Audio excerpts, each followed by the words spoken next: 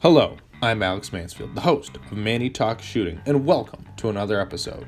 This is the shooting podcast where I talk to individuals all across the shooting industry. We'll talk competition, self-defense, concealed carry. If you like this content, check out our YouTube channel, Manny Talks Shooting. And without further ado, let's get to this episode. Manny Talks Shooting is proudly presented to you by D2 Custom Guns. Did you know that Phil the Groundhog isn't the only thing Puxatawny, Pennsylvania is famous for? That's right, D2 Custom Guns, the home of Dan Heizenreiter and one of the best, fabulous 2011 builders in the country. So make sure you guys go check him out, D2 Custom, anywhere you can see him on the social media, Facebook, Instagram, go check him out. If you see myself, Patches Reader, anyone with the D2 Custom Guns, make sure you go check him out, and you will thank me later. Now, let's get on to the show. Welcome, everybody. Welcome back to another installment of Manny Talks Shooting, the shooting podcast on the internet, because that's how I deliver everything. I don't have pigeons. I don't own USPS. I don't own Amazon. So this is how you get it via the internet. You get a digital copy. Thanks for listening. This show is proudly presented to you by D2 Custom Guns, one of the finest 2011 builders in the market. So check out d2customguns.com. Get yourself a limited optics gun because they're all the rage. Get yourself an open gun. Get it now because then you can have it to dry fire before the season starts, so then you're not completely screwed. But just remember, everyone down in the South and in Arizona and Texas still get to shoot outdoor matches because it doesn't snow or it's not that cold there. So just remember, you're already behind the 8-ball. But without further ado, let's talk to the guy who's been on the show. It's been a minute, but the guy who's the big panda and he's all about his performance. It's Mr. Charlie Perez. How you doing, Charlie? I'm doing great. Thanks for having me on again. Well, it's good. It has been a while. It's been a long while. It's been 2022 a while. I think even October. So it's been a long time. But it's okay. You're gonna come to the frozen white tundra of my frozen white tundra. So, but it won't be frozen when you get here. So might as well do That's another good. one. It'll be thawed out. I hope. Well, when we did a class 2024 that same weekend, beautiful weather. So I'm gonna knock on IKEA wood desk, and hopefully we have the same good weather. It's always a gamble, buddy. Oh yes, especially where I live, or probably even where you live in Colorado. The weather could just be, Yeah, we like being on the Colorado Front Range.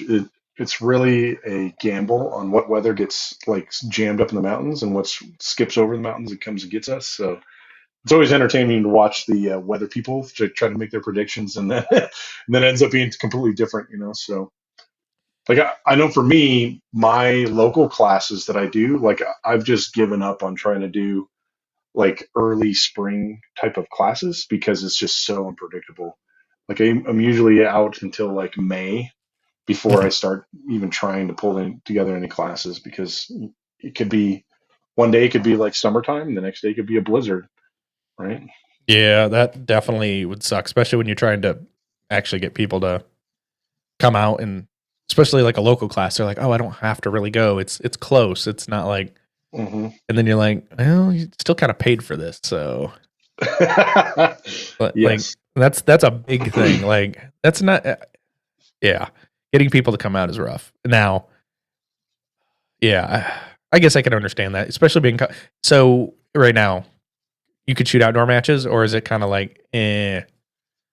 Well, so here in Colorado, it's Mhm. it's kind of awkward because very few of our ranges are actually like moisture resistant. So if Mhm. it's actively raining or if it has just snowed and there's a bunch of melt and everything's wet, it just turns in like almost all of our ranges turn into like super peanut butter mud and Ugh. muddy mess. So we do not do matches if it's wet and muddy. But through the winter months, what commonly happens is it gets cold enough and it stays cold enough that even though there may be some melt, it'll refreeze and then you just have fun on frozen ground.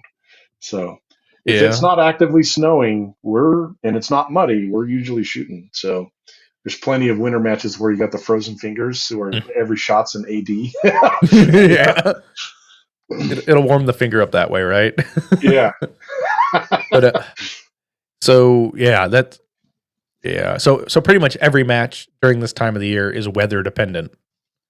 Yes. And that's one like our section, we have a Google group that all of the different clubs leverage to send out their match notifications. Mm-hmm. So that way, you know, we open up registration and they will send an email out of that Google group to show the status of it. And sometimes, like, they'll open up registration but not have people pay, and then make the last minute go no go call like the day before, or sometimes even the morning of. Mm-hmm. You just never know. Right. So with that, so you're saying like they don't make people pay. Is that a normal thing that people have to prepay for matches in Colorado? Yes. Yeah, we usually set up most of the clubs set it up where you're prepaying for your slot or your registration before you can actually squad. So it's kind of like very much like a major match kind of registration. Right. So back in end of 2022 and 2023, I was part of a club that's how you got into our match. You prepaid, right? But we had Mhm. a problem for some reason. Our Stripe or our Practice Score account or the bank account wouldn't allow us to refund people who withdrew via Stripe. We'd have to physically send them a check, and it was absolutely What? yeah, it was weird. I'm glad I didn't have to really deal with it. I mean, it was annoying when I ran the section match in 23. It was annoying to have to refund people via check Oof. and then have to track that check down. Like, be like, like the secretary or the treasurer would be like, "Hey, those checks all went out in the mail today." I'm like, "Okay." 5 days later, I email the person, "Did you get your check in the mail yet?" The answer is, Mhm. "I have a check coming." Yes, you do. It said that in the email. but it was a pain in the butt for like local matches, because then you're like, okay, either all right, I let you into the match for free the next time, or I'm refunding you your $25, or it was a pain in the butt. Yeah, so my club, what I do is I don't open up like my matches on Saturday. It's the Mm-hmm. third Saturday of the month, and I'll open registration the Wednesday before, and then close it that Friday evening. So the window of registration being open is only a few days, Mm-hmm. and for the most part, that people's thoughts and their commitments are pretty solidified by then. So there's a lot less withdraws and register than withdraw then register again. That kind of craziness. That Mm-hmm. if we had a match open for a couple of weeks, we'd get a ton of that. That Yeah. like people can't make up their minds on attending or not or whatever. So, and we basically set a policy that like after 8 p.m. on Friday, even if you withdraw, too bad, so sad, buddy. You're not getting a refund, Mm-hmm. because when we allowed refunds to happen all the way until match day, then we would get a bunch of no shows, and then people would complain about not getting their money back. And it's like, no, man, like you need to either commit and it's going to happen, or sorry, thanks for the donation. Right. And I'm assuming everything was always full, right? Your match was always full or pretty close to full. Pretty close to full. Like for our for our indoor matches that we have within our section, those things fill up like kind of like major matches in like minutes, Mm-hmm. like a minute or two, and they're all filled up, and then they end up having a pretty big wait list. So the people that end up like withdrawing at the last minute or no show the match, they kind of get on a naughty list, and then they Uh-huh. get they're like the last ones to actually get approved to enter the match. Well, I You don't know, disagree with you on that one. I get tired of that. Like, you only have, say, 40 slots to fill for your indoor match, right? I mean, hmm I don't know how many years it does, but my local indoor match that I help run, we got 40 slots. If you don't withdraw and you don't show up, like you get one freebie. After that, you're on my shit list. yeah. Because there are some walk-ons that are able to happen, like at the match. Like, oh, they're like, okay, some people aren't going to show up, so I can get in. But there was hmm one time the match, everybody showed up except that one guy. And then I was like, well, I can't let you all in because there's like 6 of them there. It's like, we all want to shoot together. No, that's not happening. None of you are getting in at this point. You know what I mean? Like, they all like, Oh oh, yeah. we're part of a team. I don't give a shit. Like, match flow here. Like, I'm not having a squad of 6 extra dudes. Yeah. Or I'll go sit down for another half hour before I even think about putting my crap on. but hmm but yes, I mean, yeah, people who don't show up drive me nuts, especially to indoor local matches. But hey, if you don't let them get their money back, that's actually a good idea. We just Yeah. we don't have any There's clubs, I gotta think, that prepay anymore up there's here. why like how so to me, like before we had the prepay situation, like there's a lot of clubs that were kind of resistant to doing Stripe and Mm-hmm. doing online payments because they didn't want to, give away the fees associated with that. Mm-hmm. it was like the last minute, or actually the no show scenario was rampant. Hmm. So it like forcing people to pay for their stuff and then setting a deadline of when you get a refund, at least in our section, has done a really good job of minimizing the no shows. Yeah, I think that is a good way of doing it. I know it didn't work for some clubs, and I think people are so up in the air around here. I think that yeah, you need a firm policy for that to work, and I don't think any club around here is firm enough to actually hold that policy because they're all chicken shits, I guess. But I guess we got sidetracked, but it's okay. Since 2022, it's been a minute since you've been on, as I said. Hmm. But last when we talked, you were the section coordinator. I don't think that's the case anymore, right? So what's really new with Charlie? Yeah, so I stepped down as a section coordinator here in the Eastern Colorado section. The new section coordinator is Jermaine Adams.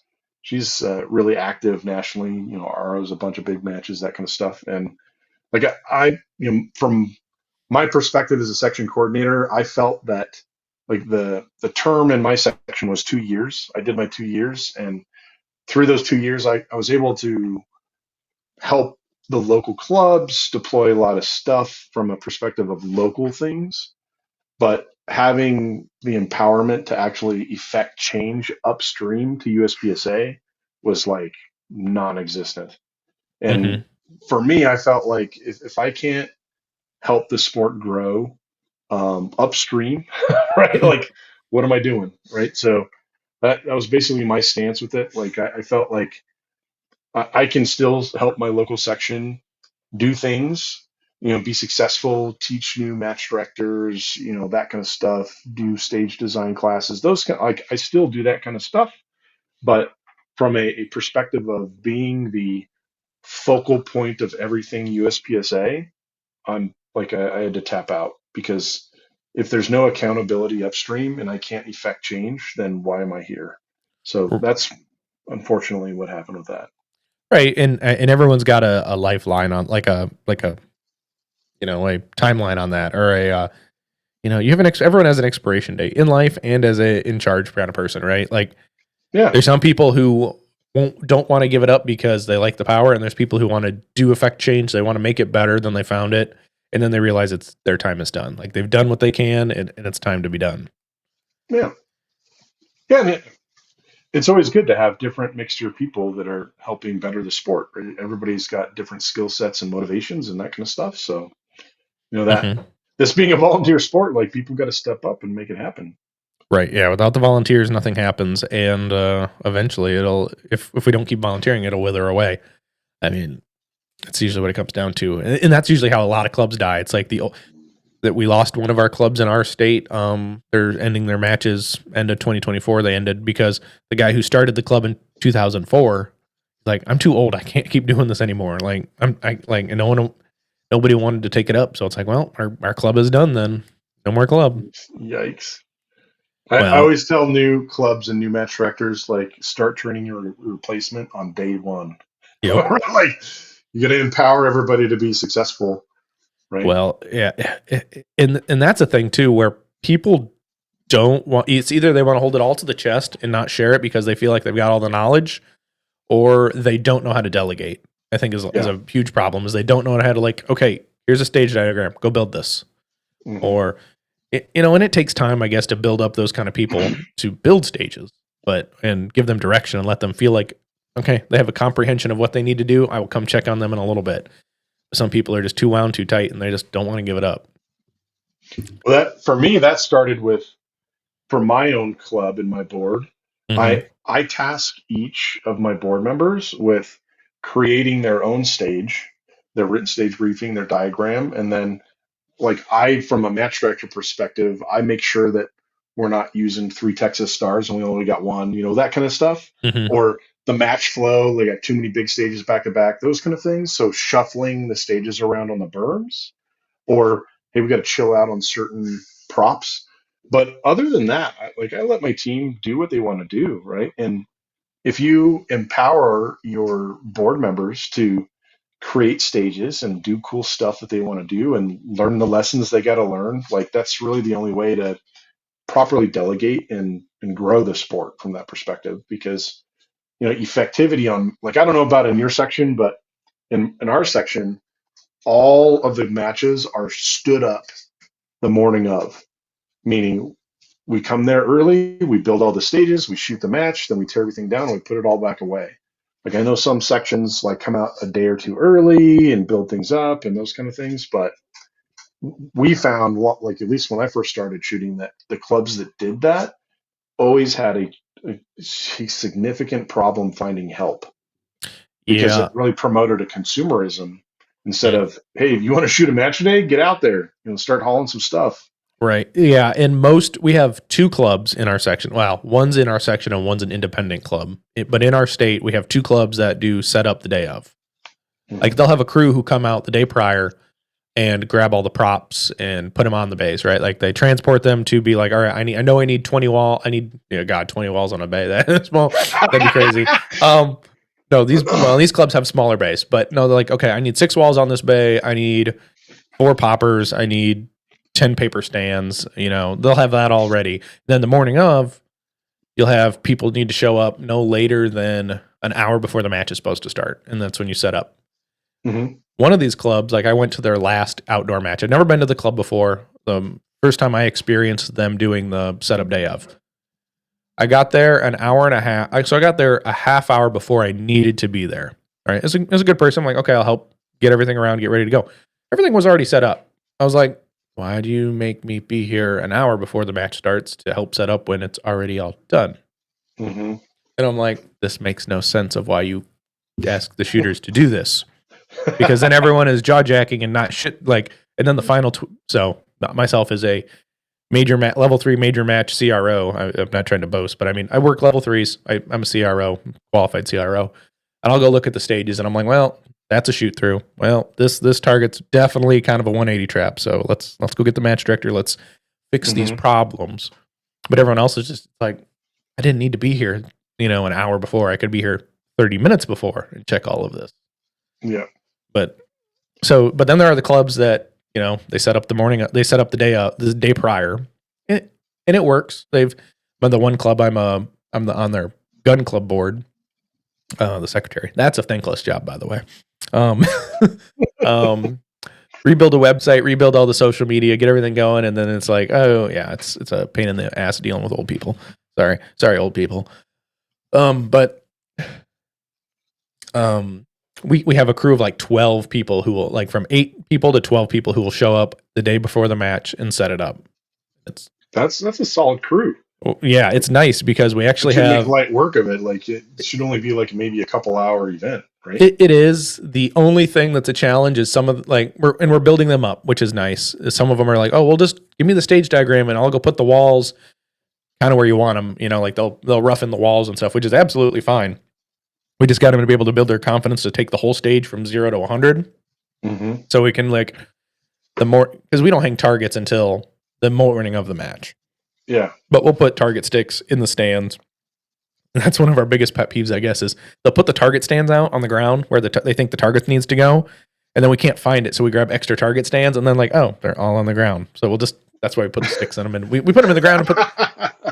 Yeah. But isn't that in our stands don't just lay flat on the ground. They're like 2 nail spikes with that are essentially, they hold their 2 sockets to hold the sticks in and a bar going across, but then 2 big spikes going down. So essentially you could push this in with your foot if it's soft enough ground and you're not having a weird base laying on the ground. So they fall over kind of easy if, they're just set on the ground. So then you don't see them. And then it's like, God. And of course we don't shoot on rock or sand. It's grass. Do people in Colorado know what shooting on grass is like? No, absolutely not. It's nice. It's. I always joke that like when I go to other ranges, like I have this feeling like feel like I'm a desert rat, if that makes any sense. Yep. And I get to some of these other ranges that are like lush grass in the bays, and it's like, oh my god, it's crazy. But one of the most significant, I had a pretty significant knee injury at a major match that had grass, and that's when I used to use cleats. and there was so much traction that I actually tore my knee because there's just so much traction and leverage running around on grass and trying to pivot and change positions aggressively. So, Yeah. I like the grass. Unless I'm looking for like a weird like piece of ammo that like I had to rack out of the gun. I'm like, I want that piece of bullet. I want that thing. And then you're like, I can't Good find luck. you. Exactly. I mean, our main match director, Chris, he's awesome. He loves riding on the zero turn, but he does it all the time. So the grass is about 2 inches maybe tall. So it's reasonable grass, but it's not like 6 inches deep of lush where you're like, where's the fault line at? Yeah. But you definitely can't find the bullet that you racked out. But it's just a donation. It is. Well, and I'm an asshole. I'll say it. I shoot 9 major with oh god, they're not jacketed hollow points. They're complete metal jackets, so they're FMJs. So it's a round nose bullet. I'm an asshole. Somebody's like, "Oh, it's like some ammo I can shoot there." Yeah, and I don't mark my brass. It's just a surprise. Yeah, well, it shouldn't chamber unless they ream their barrel or ream their chamber because I'm like, the 118s, the 1.180s. I'm like, yeah, hopefully that's that pretty long for a 9. Yeah. Yeah. I'm just like, please don't go in. Please don't go. Well, funny enough, I met somebody for the first time ever at a match. It was a local. And they had picked it up. It was a piece of 9 major, obviously super long. And she's like, is this yours? I'm like, no, I throw it right back into the berm. I'm like, and she's like, but that's I'm like, you don't want that. And she's like, but I reload. I don't care. She went and got it out of the berm and was like, I'm going to break this apart. That's great. But you really should just leave it on the ground. Yeah. The chance of you putting that in your ammo bag and then trying to get it in your gun is. Mm-hmm. And if the person didn't load it right and have a good crimp and has bullet setback, guess what? You're gonna blow your goddamn gun up. But that's how you get the next gun. Like, come on, man. Everyone likes another gun.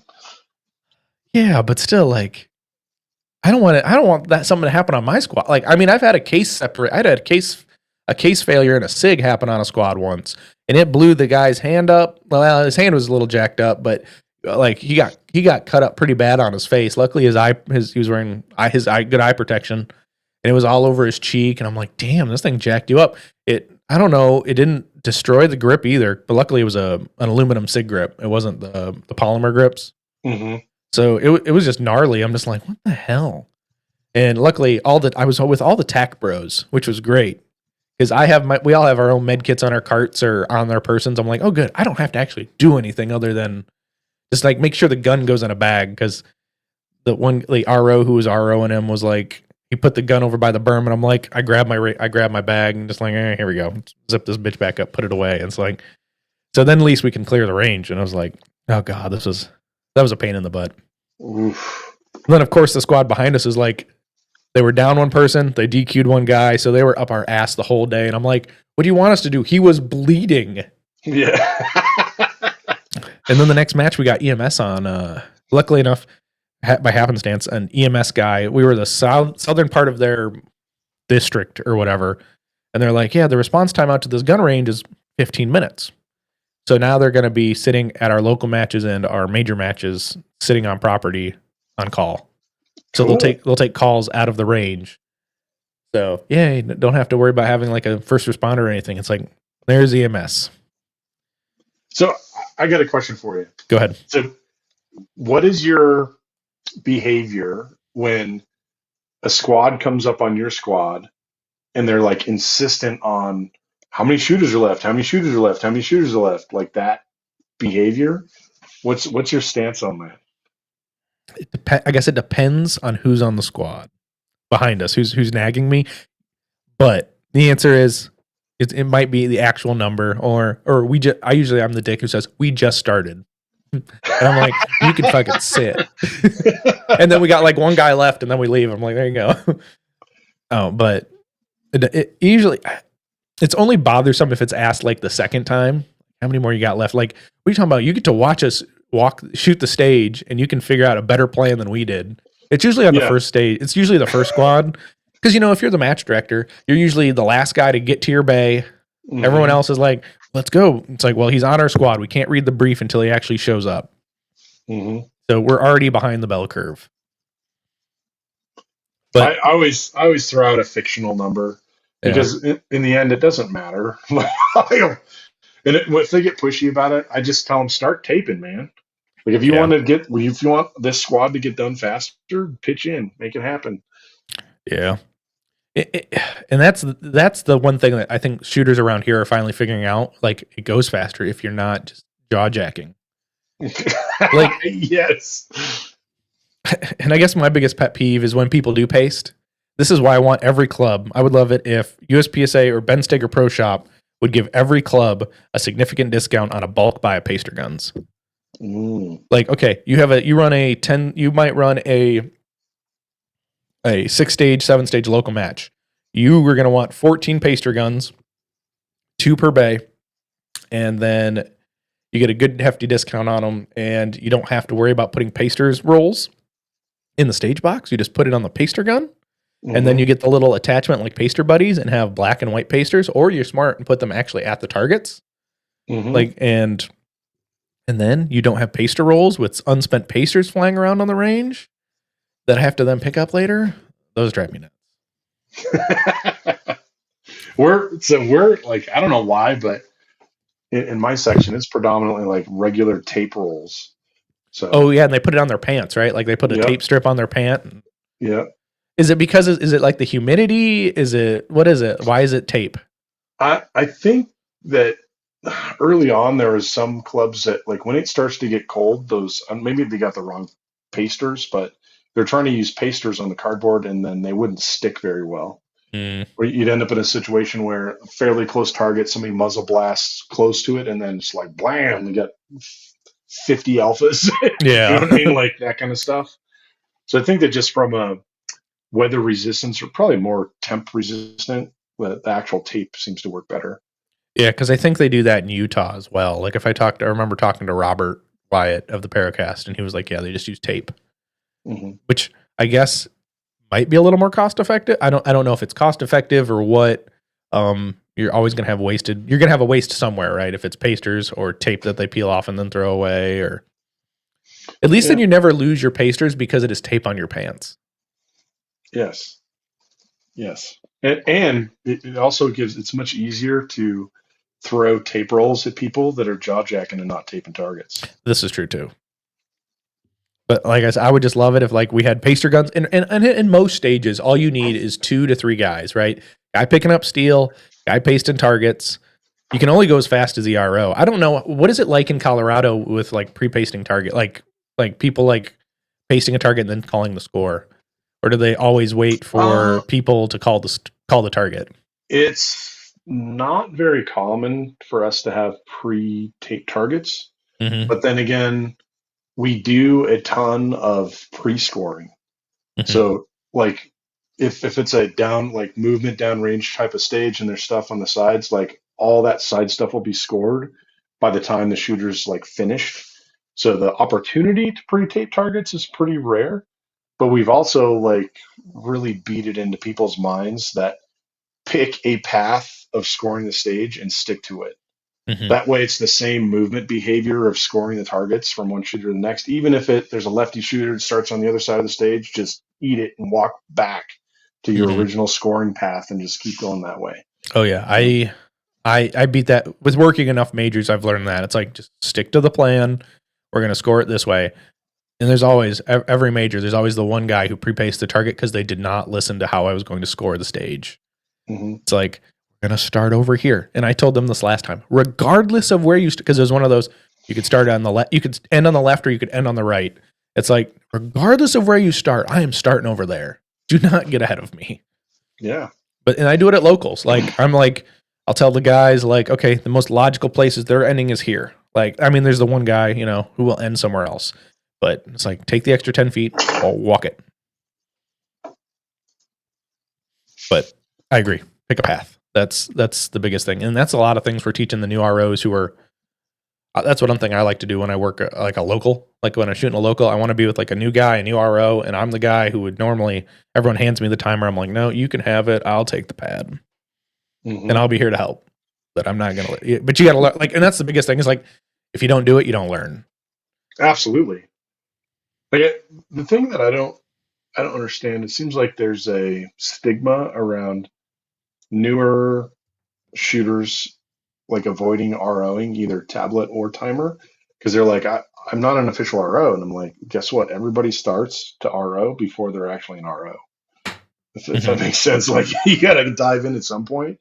And when I get pushback, I always kind of tell them like, so you don't know the range commands, like. Yeah. Do you not know the range command? Exactly. It's like, come on, buddy. Like you've been shooting for 2 or 3 years now, and it's time to run the clock. Right. And there's no problem with asking, did I score this right? Or what do you, or you ask, Yeah. it's like, is it a client hit? Like, I'm almost going to always like give it to the shooter. It's like, I'm not pulling my overlay out. Sure. And they get 2 alpha today. I'm like, and sometimes it's not worth arguing. They're going to like, oh man, or it's a no shoot. But I always I have one of those shooters, Shooting Sports Innovations, belt keeper on the back of my rig. And it's got 2 overlays, even though I have a ratchet belt. I always have the overlays with me, and I'm like, okay, here, yeah, it's on the line. We're good. Moving on. And they hate it when I pull them out for the no shoot. So I'm like, yeah, I'm actually gonna check the no shoot. the behavior that always blows my mind is it seems like the shooters that want to contest a call or a ruling are the same people that refuse to read the rule book. Yes, this is right. true. Like my brother's cousin's uncle said this one time it was called this way, and it's like, dude, where's it in the rule book? Show me in the rule book, and then okay, like I just don't get it. Oh, I don't get it either. Like, and it's like that's why I became an RO, so I could learn the rules and the game. That's why I became an RO originally, and I'm so glad I did because there's even people who are more senior than I am when it comes to like staffing major matches, and I'm like, you absolutely got that rule wrong. Or when it's like they come to stage designing and it's like, oh, don't you know you can make them go strong hand and then to weak hand? I'm like, where the fuck in the rule book does that say that? Because it definitely does not say that. Is that a new ruling? Like, yeah. Like they're like, oh, it'd have been really cool. You just do one giant continuous string and you just make them switch hands. I'm like, it doesn't work like this. Trust and belief. When you're trying to get enough out of an indoor local match, you try to find things that are interesting. And it's like, it's not one of the things that's allowed. Oh, yeah. But it is smile and nod. So that's one of the give back to the sport things that I'm working on right now is I'm pulling together a stage design strategy class that it's the focus is not is it a legal stage or not. The focus is like let's create stages that are obviously legal. Like to me, that's the minimum standard, but let's purposefully pick skill sets that we want to test, like shooting or movement challenges that you want to test in a stage. And what is that like? What opportunities are you offering the customer base? And I always like to call it the customers because really that's all these matches and clubs they're selling a product that people should want to purchase, consume, right? Instead of I see a lot of stages being created which are just like an assemblage of obstacles with no forethought around how would you flow through these targets or why'd you do that other than, oh, I wanted to make a hard target, right? But why? Like, what are you specifically testing in this circumstance? And a lot of times the stage designers are like, well, I don't know. And some of this stuff is super basic. Like there's one local club that comes to mind. Like they like to have start positions that are well outside the shooting area. Like there'll be some X's that are 7, 8, 10 yards behind the shooting area. And then they'll like that in of itself is a problem. But then they'll have some kind of like funky hand start position. along with that. And I'm like, dude, we're already 3 or 4 seconds out of after the buzzer goes off before anybody can start shooting. So what is the purpose of having our hands in this weird spot? Other than adding Right. stage time for lower hit factors, I guess. I mean, that's all I Well, can. from a movement perspective alone, like that's the other thing I tell them is it's like, okay, you've added 3 seconds to everybody's stage run, and this is already a 30-second stage. So do you want to add 10% to the match time just because you want to have this start box 10 yards away? Right, and Like, it's not what is the necessarily. point? Yeah, and it's not equitable. Essentially, it's a racing challenge with each other Yeah, instead of a it's a shooting it's a foot challenge. race, right? Yeah. So it's just, and the interesting thing about it is that, like, I ask the stage designers when they're setting it up, and I ask them, like, what's the purpose of this? Like, what was your intent with this? And surprisingly, there's almost always like, well, I don't know.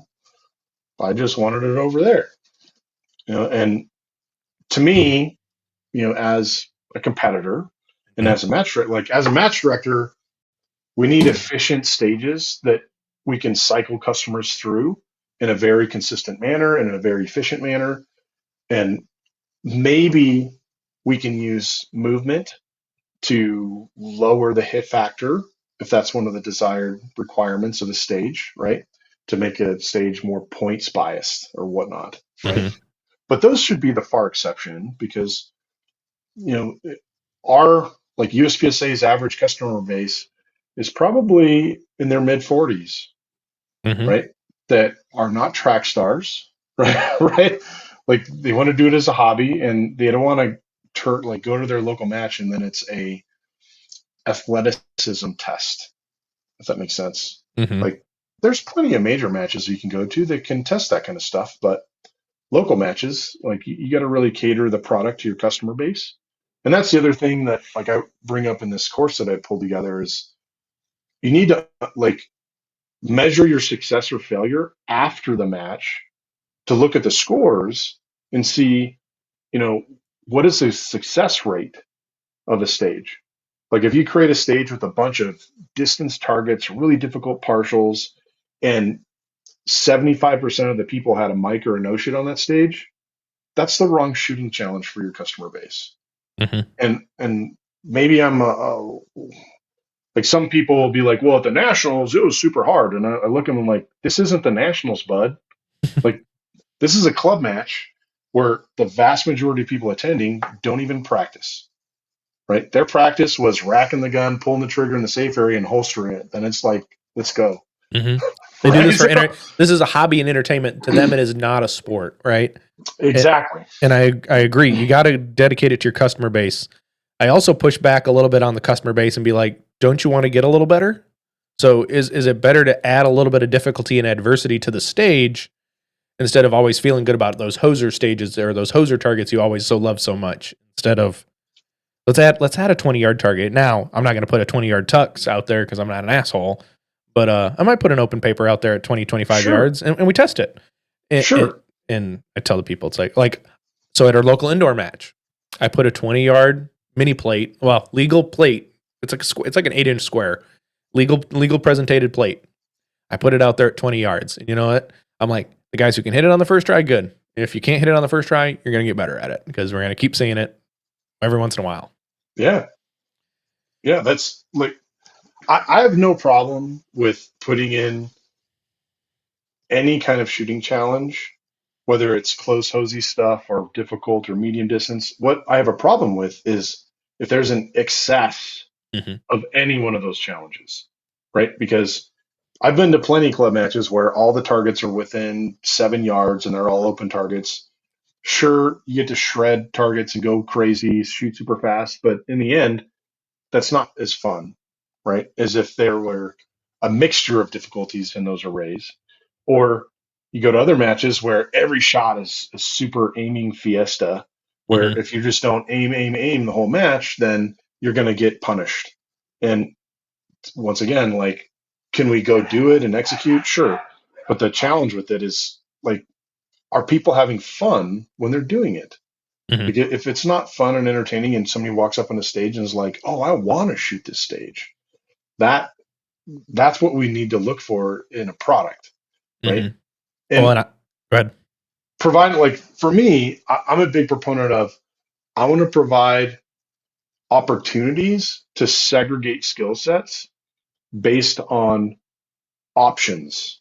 Meaning, I'm going to put a target over here that could be a blending target that you could use to get from this position to the next position. Mhm. And it's not in a spot where it's like a forced position, if that makes sense.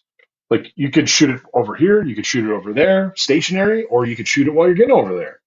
And that way, all the different skill levels of shooters can tackle that challenge as they see fit. And it also has the element of the puzzle. Like, I don't know about you, but a big part of USPSA that I really like is the puzzle factor of the stages.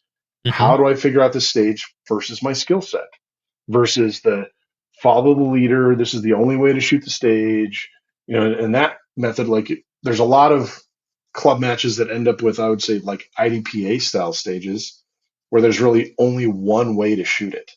To Mhm. me, it's a little bit of a failure, right? Sometimes we're limited on props or berm size or whatnot, right? Creativity, but Mhm. if that's happening regularly, where you don't see a divergence in stage plans, and I'm not saying stage plans that are dumb, I'm saying multiple effective stage plans on the same stage. To me, that's a win Mhm. because we've provided a product that gives people viable options, and they have to make educated decisions. How am I going to tackle this if it fits into my skill set? Right. And Now, go yeah, ahead. no, Sorry. go ahead. Like even for myself, like you mentioned that, I usually shoot with a carry optics grandmaster competitively in the section and even in our area. And he's like, "Oh, that's the dumb plan." I'm like, "You haven't seen my plan." Like, and there's these stages that are quite similar, but like you start here kind of things. And it's like, and he's like, "Oh, that was actually a really good plan." I'm like, "Yeah, kept shooting the whole time instead of like everyone else who decides to stop all the time and shoot instead of." But like you say, a blending target, or so you don't have to stop. You can just keep moving through a stage. Hmm. I mean, it was funny. I shot one of these type of stages, and I had all the lower, like the C class, maybe just could be into B class kind of shooters. Like, oh, I like your plan. I wish I would have looked at your plan as you were walking. I'm like, yeah. I mean, I'm willing to share my plans with you, but it's you got to ask. Don't always listen to the guy who's the GM because he has his own style and he has his own methodologies of why he does it. You got to shoot it for you, and I like simple. I don't like backing up unless I absolutely have to. And that's Yeah. what the GM said. Oh, you got to start up in the front and back up. I'm like, but that's 3 to 5 seconds of me not shooting any points. Hmm. And I'm like, no, I'm gonna shoot as much as I can on the move. Well, or moving to the end of the last target I've determined. Yeah.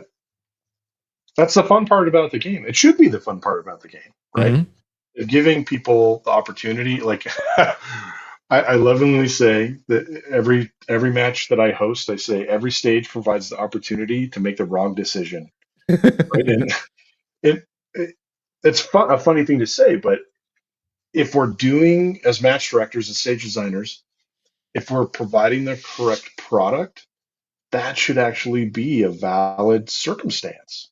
You should have the opportunity to make the wrong decision here, right? Mm-hmm. Because it really, like you said, it needs to be wrapped around your behaviors and your skill set to pick the plan that you're going to execute the best. So, Exactly. I'm not going to tell a brand new shooter, oh, you need to shoot this on the move. I'm going to tell them shoot your puzzle, right? Like, I, I'm finally at the point where I'm comfortable trying to shoot 15 to 18 open paper on the move. Like, I mean, mhm. I'm an A class shooter. I'm an A class open shooter. I'm just like, okay, this is becoming normal for me, right? I'm not going to tell a C class guy or a D class guy, oh yeah, you got to shoot that open paper on the move. You have to. That's the only way to shoot Mhm. this. But I'm a big proponent. I love sending out surveys. I think some of my match directors or people who are involved with me in the matches are like, "Well, you got to send out a survey." I'm like, I want the feedback. I want the honest feedback after that. They're not standing in front of my face. Like, Mhm. I want to know Mhm. what stage did you like? Which one did you absolutely hate, and why? Other than you can't Yep. say your match performance because that's not my problem. I Yeah, like, or at a minimum, assessing the match results, mhm, right? Like, from a match director's perspective, you can look at scored hits or penalties on any given stage, or heaven forbid, a bunch of DQs that happen on a specific stage, right? You mhm, could have something like that, or you could have a situation where you're looking at the time of each stage, right? That's one of the good things about practice scores. You can go look and like, what's the shooter after shooter average time on any given stage? Did that create a log jam? Did it not? Whatever. Mm-hmm. So I think that the match directors really need to look at their end result instead of, oh, all the props are in the shed and the results are posted on practice score. Atari reset. We'll wait until next month. Yeah. Right. I think there's a lot of that happens. Right. And even here, like, we've got a certain club that is not receptive to feedback at all. So they're going to put the same matchup on the ground. They've got fresh blood asking, hey, can you change the setup day? Can you change it to a later time so we who actually work can actually be there and help you set up and become a new, but this is also the same club who's like, oh, we don't get enough help. We don't have enough people helping us. Like they're asking you to change by a couple hours on a Friday so they can come set up with you. But and they're always going to have the same type of stages. They're not going to utilize all their bays. And this club has, I want to say, 15 to 18 bays within their practical shooting designation area. And because they have more on the outside that only their members can use, because the competition area is gated off, which is awesome because then you can set up stuff and leave it and not worry about it. Yeah, not worry about your stuff getting destroyed. Right. But then they're like, oh, we don't, they've got 30 by 50 bays and they don't use them. It's just disheartening when you've got people who are willing to help you, but they're like, no thanks. But, well, that mindset is usually when people treat people, meaning like match staff, and that can be an MD or a stage designer or whatever, they treat it as a task instead of, this is a product that I need to make it a successful thing, right? Versus, I'm been voluntold to set up a stage and I'm going to do the minimum amount of effort on it, right? Yeah, and that's the sad part too, is like they put the minimal effort in and it's like why'd you ask to build a stage? It's like they volunteered to build a stage or design a stage, and it's like, what did you come up with? They're like, but I'm also one of those guys like, all right, how can we make this better? I'm like one of those like, here, send me your stage before we actually get on the ground and I will give you some feedback. Well, so one of the reasons why I wanted to do this course, pull this course together for the local clubs, is I am not, for local matches, I'm not an exploiter of holes in stage design. Like I'm more biased towards the intent, which from a gamer perspective, I give up some things. I could like drive a Mack truck through some people's stages to find holes and game it, but get that 20% gap on everybody. Exactly. Like I don't need to win matches because of that. But there's very few local matches that I go to where I walk the stage before the match starts, and I'm like, there's a shoot through there, or this is just slightly beyond the 180, or I like to lovingly say it's my process of unfucking the stages, and almost every club match I go to, there's a certain quantity of unfucking that I have to do to make it competitively, equitable for everybody, right? So there's not a big hole like lean around this wall and shoot half the stage kind of crap, those kind of things. So this is like one of the intents. It's like, if I'm successful in deploying this class in my local clubs, then hopefully there's less of that's needed, because they're looking at it from that perspective. And one of the, to me, the death blow to big problems in stages is when the stage designer, before any props are even down on the ground, they already have an intent on how they're going to shoot it. Because they look at their drawing and they're like, oh yeah, I'm going to go here and go there and go here. And they never have a vantage point other than that when they're physically setting up a stage. And that's usually when huge problems are found afterwards. And that's, I guess, the biggest problem is you have all these guys who are now shooting either open, PCC, carry optics, limb optics. They don't think about the low cap guys either. They're just like, well, I'm going to reload here in the middle of the stage while I'm running across, and that's the plan. Like, but what about the guy who's stuck at 8 rounds, who's like, oh, dude, thanks. Yeah, I'm doing slide lock reloads all day. Yeah, 2 standing reloads, like, yikes. Yeah. And that's That's something somebody made a comment to me at the first like indoor match I ran in October. And I was like, well, are you guys thinking about low cap? And I'm like, no, the stage absolutely did not think about low cap. And then I was like, give me about 5 more minutes. And it's kind of hard to tweak an indoor stage. You only have so much to squeeze on that lemon.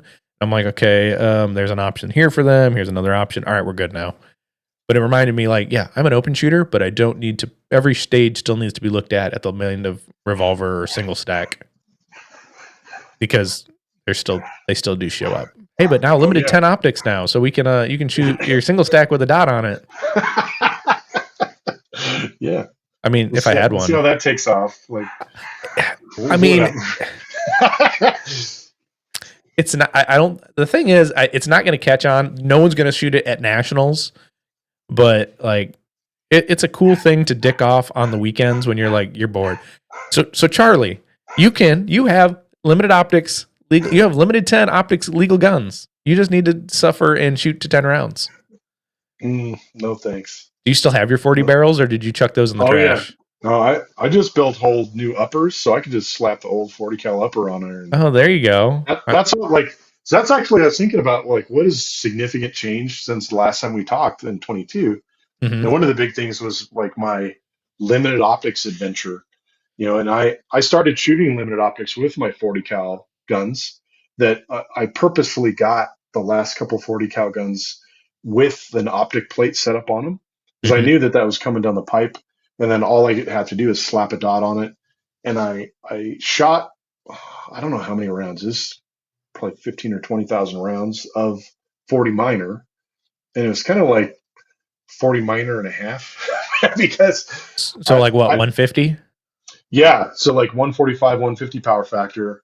And because I made, like, I had a bunch of reloading components, bullets and that kind of stuff, of 40 cal stuff that I had to chew through.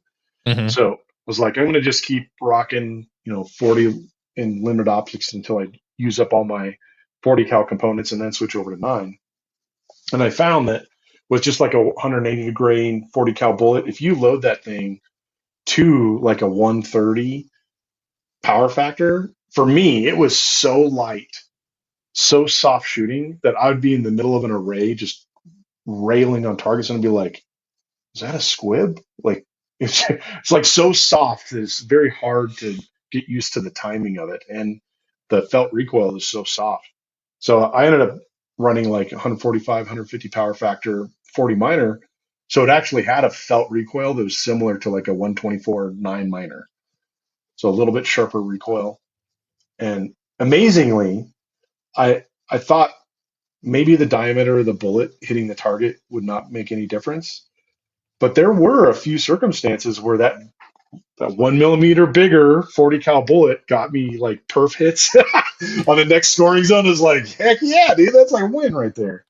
Oh yeah, like the match we had on Monday. Well, a week ago Monday, we had a guy shooting limited. He has an Atlas in 40 that he got milled for a slide ride, and I'm like, he's a buddy of mine, so I gave him shit. I scooped up the brass at the end of the match because that's one of my small benefits of actually dealing with building stages and designing them and putting them on the ground in a fast manner. I'm like, do you want your hearing aids back? Like I had all his brass and like, you want these hearing aids back? He's like, oh, well, yes, I do. Well, and it's nickel plated 40 cal brass. Like it's nickel plated. So I was like, ooh, this is nice. Wow. But when you buy 60,000 pieces at one time and you're just kind of sitting on it, you're just like, well, I guess I'll shoot it up at some point. Yep. Got to use up the toys. Like in my 40 cal setup, I could cram like 21 rounds in some mags.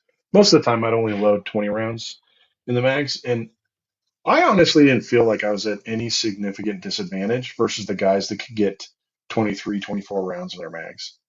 Mm-hmm. Like, I really, like, if there's a stage where there's not like a second of downtime to do a reload, where it's just endless chainsaw, 24 plus 1 round kind of thing, it's usually like a stage design failure.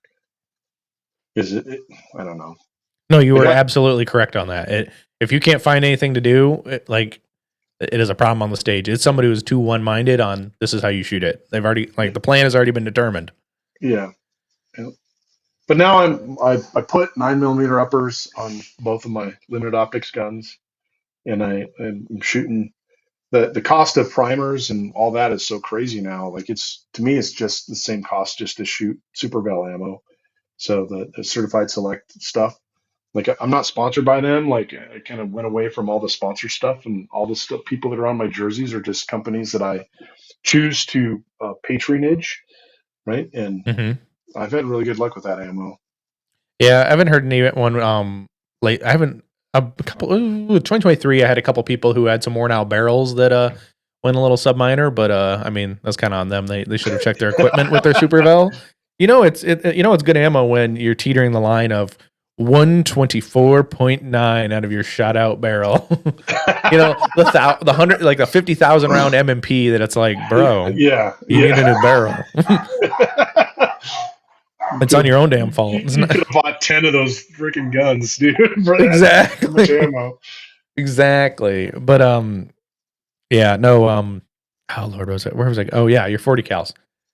And that was the interesting thing, is actually following your journey about your dot size indoor, like your dots and your dot sizes. And Yeah. like even personally, I was at a Seymour 8 MOA and I went back to a 2.5 MOA dot. Wow. And I'm not noticing much of a difference. I'm noticing, like, yes, I'm pinpoint more accurate, but I'm also not perceivably slowing down because of my dot size.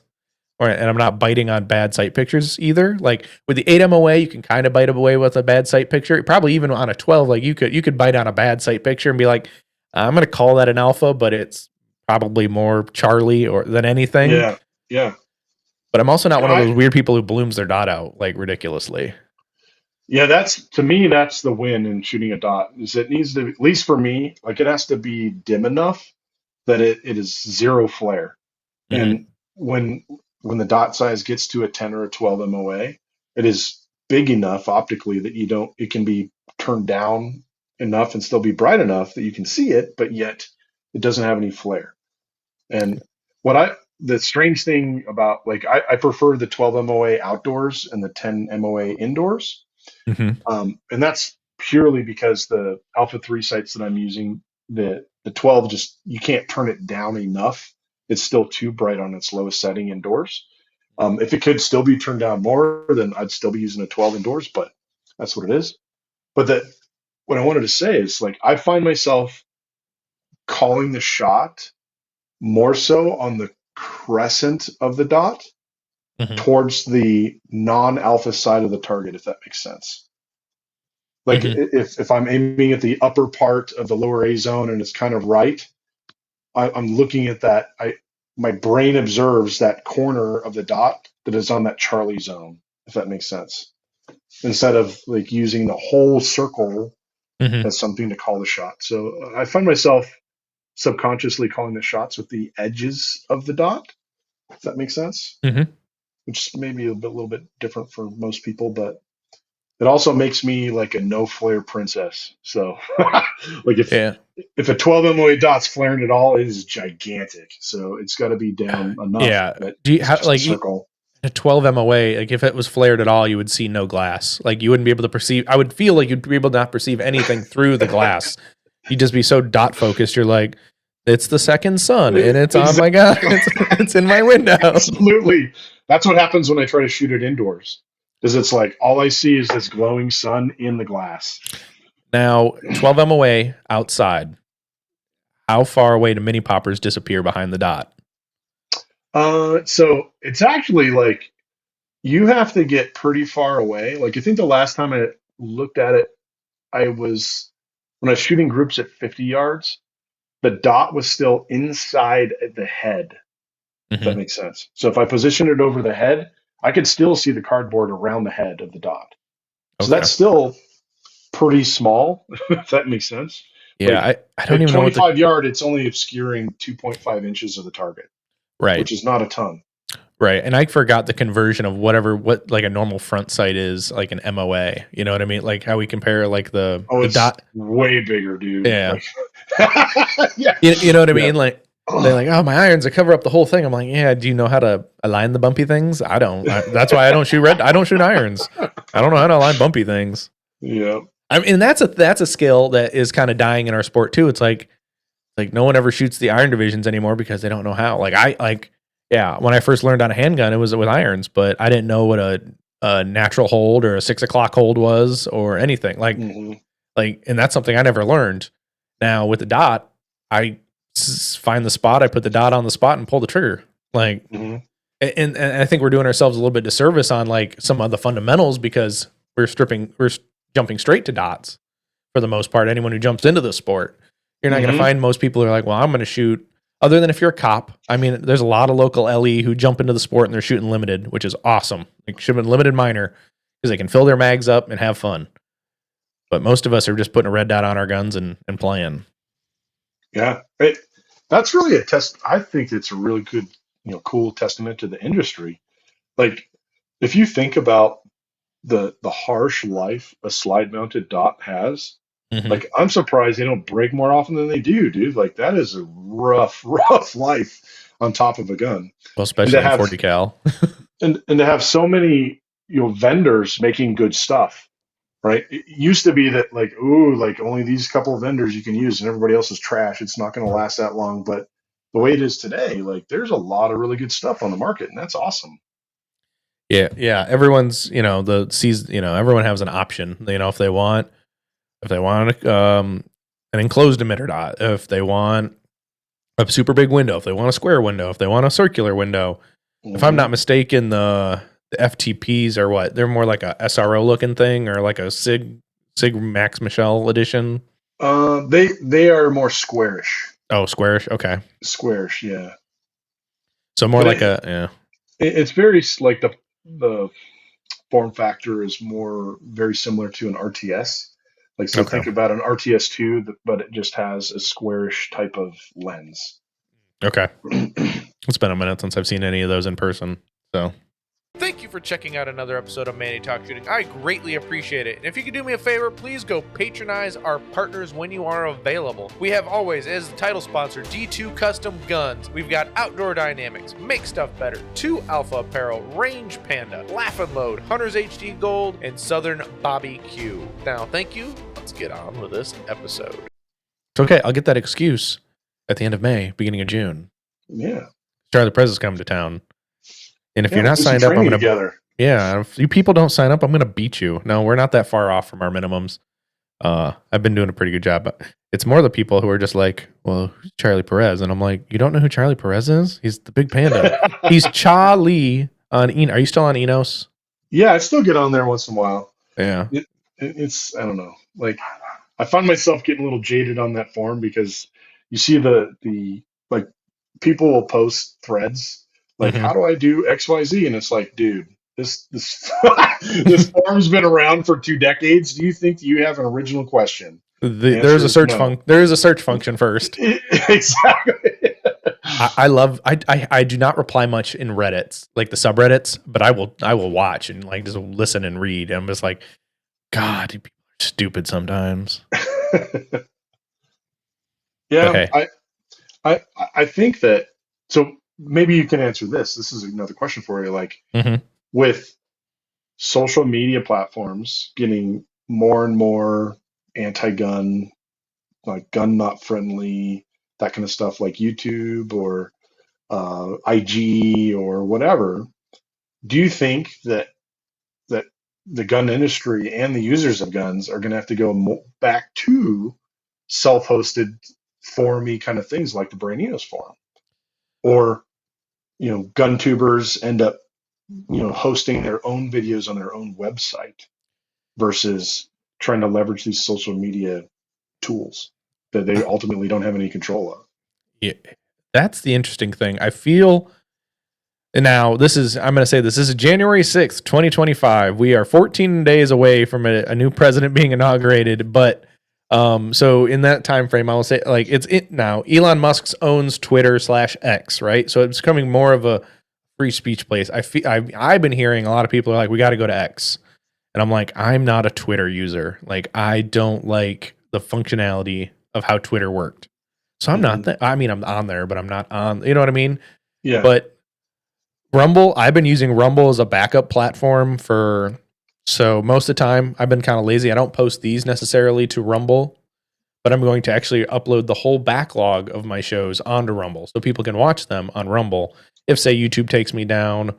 I think this more applies to like the YouTube gun content kind of stuff. Rumble is not as effective to share your videos like YouTube does, even though YouTube doesn't like us. Rumble loves live streaming your content. Like Brian Conley could be on there with Jake Martins talking about whatever. He could go from 40 viewers to 40,000 viewers in seconds, and then they all drop off. But Rumble will push you to the top page so people will click on it and drive the algorithm. Yeah.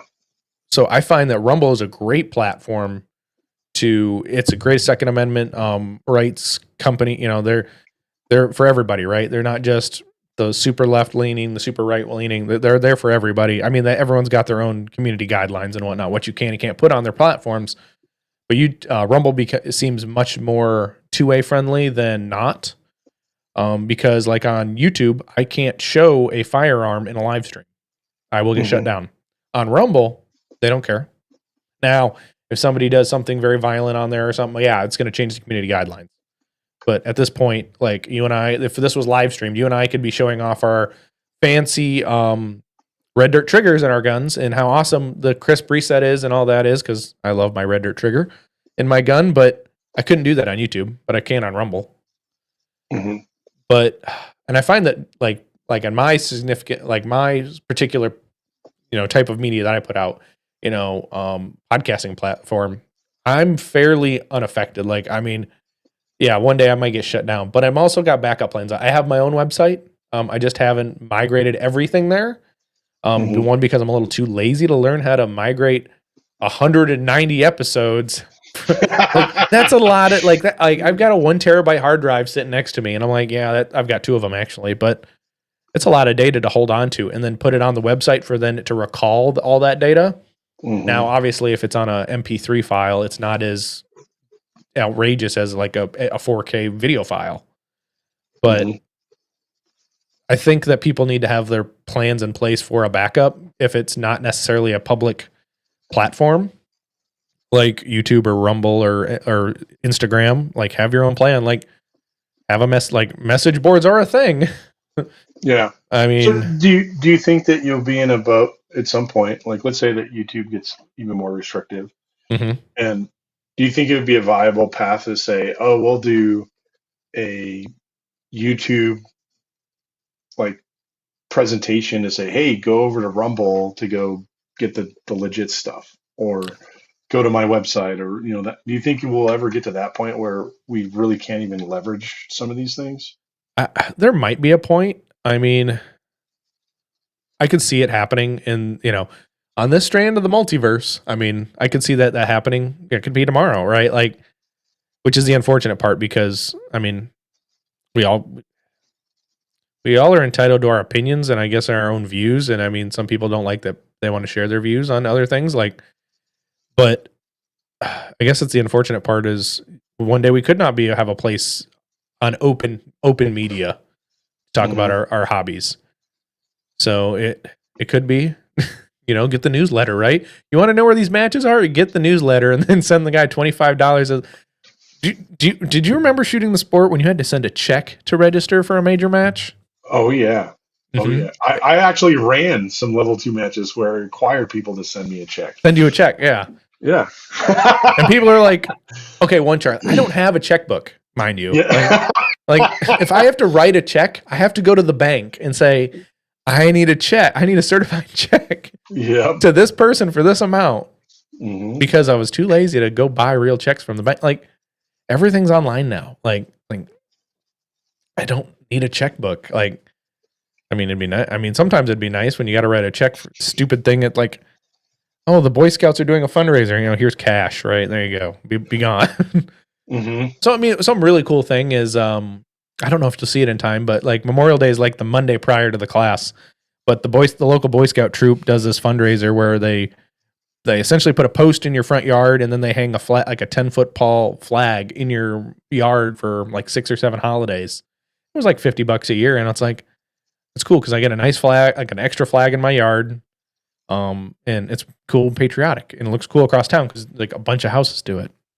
Mm-hmm. But I don't have to worry about it. But yeah, they wanted to check, and I'm like, okay, I have to go get a certified check from the bank because there's no QR code for Venmo or PayPal. I'm like, God, like this sucks. Like, or is no Zelle? Like, you can always go get a money order.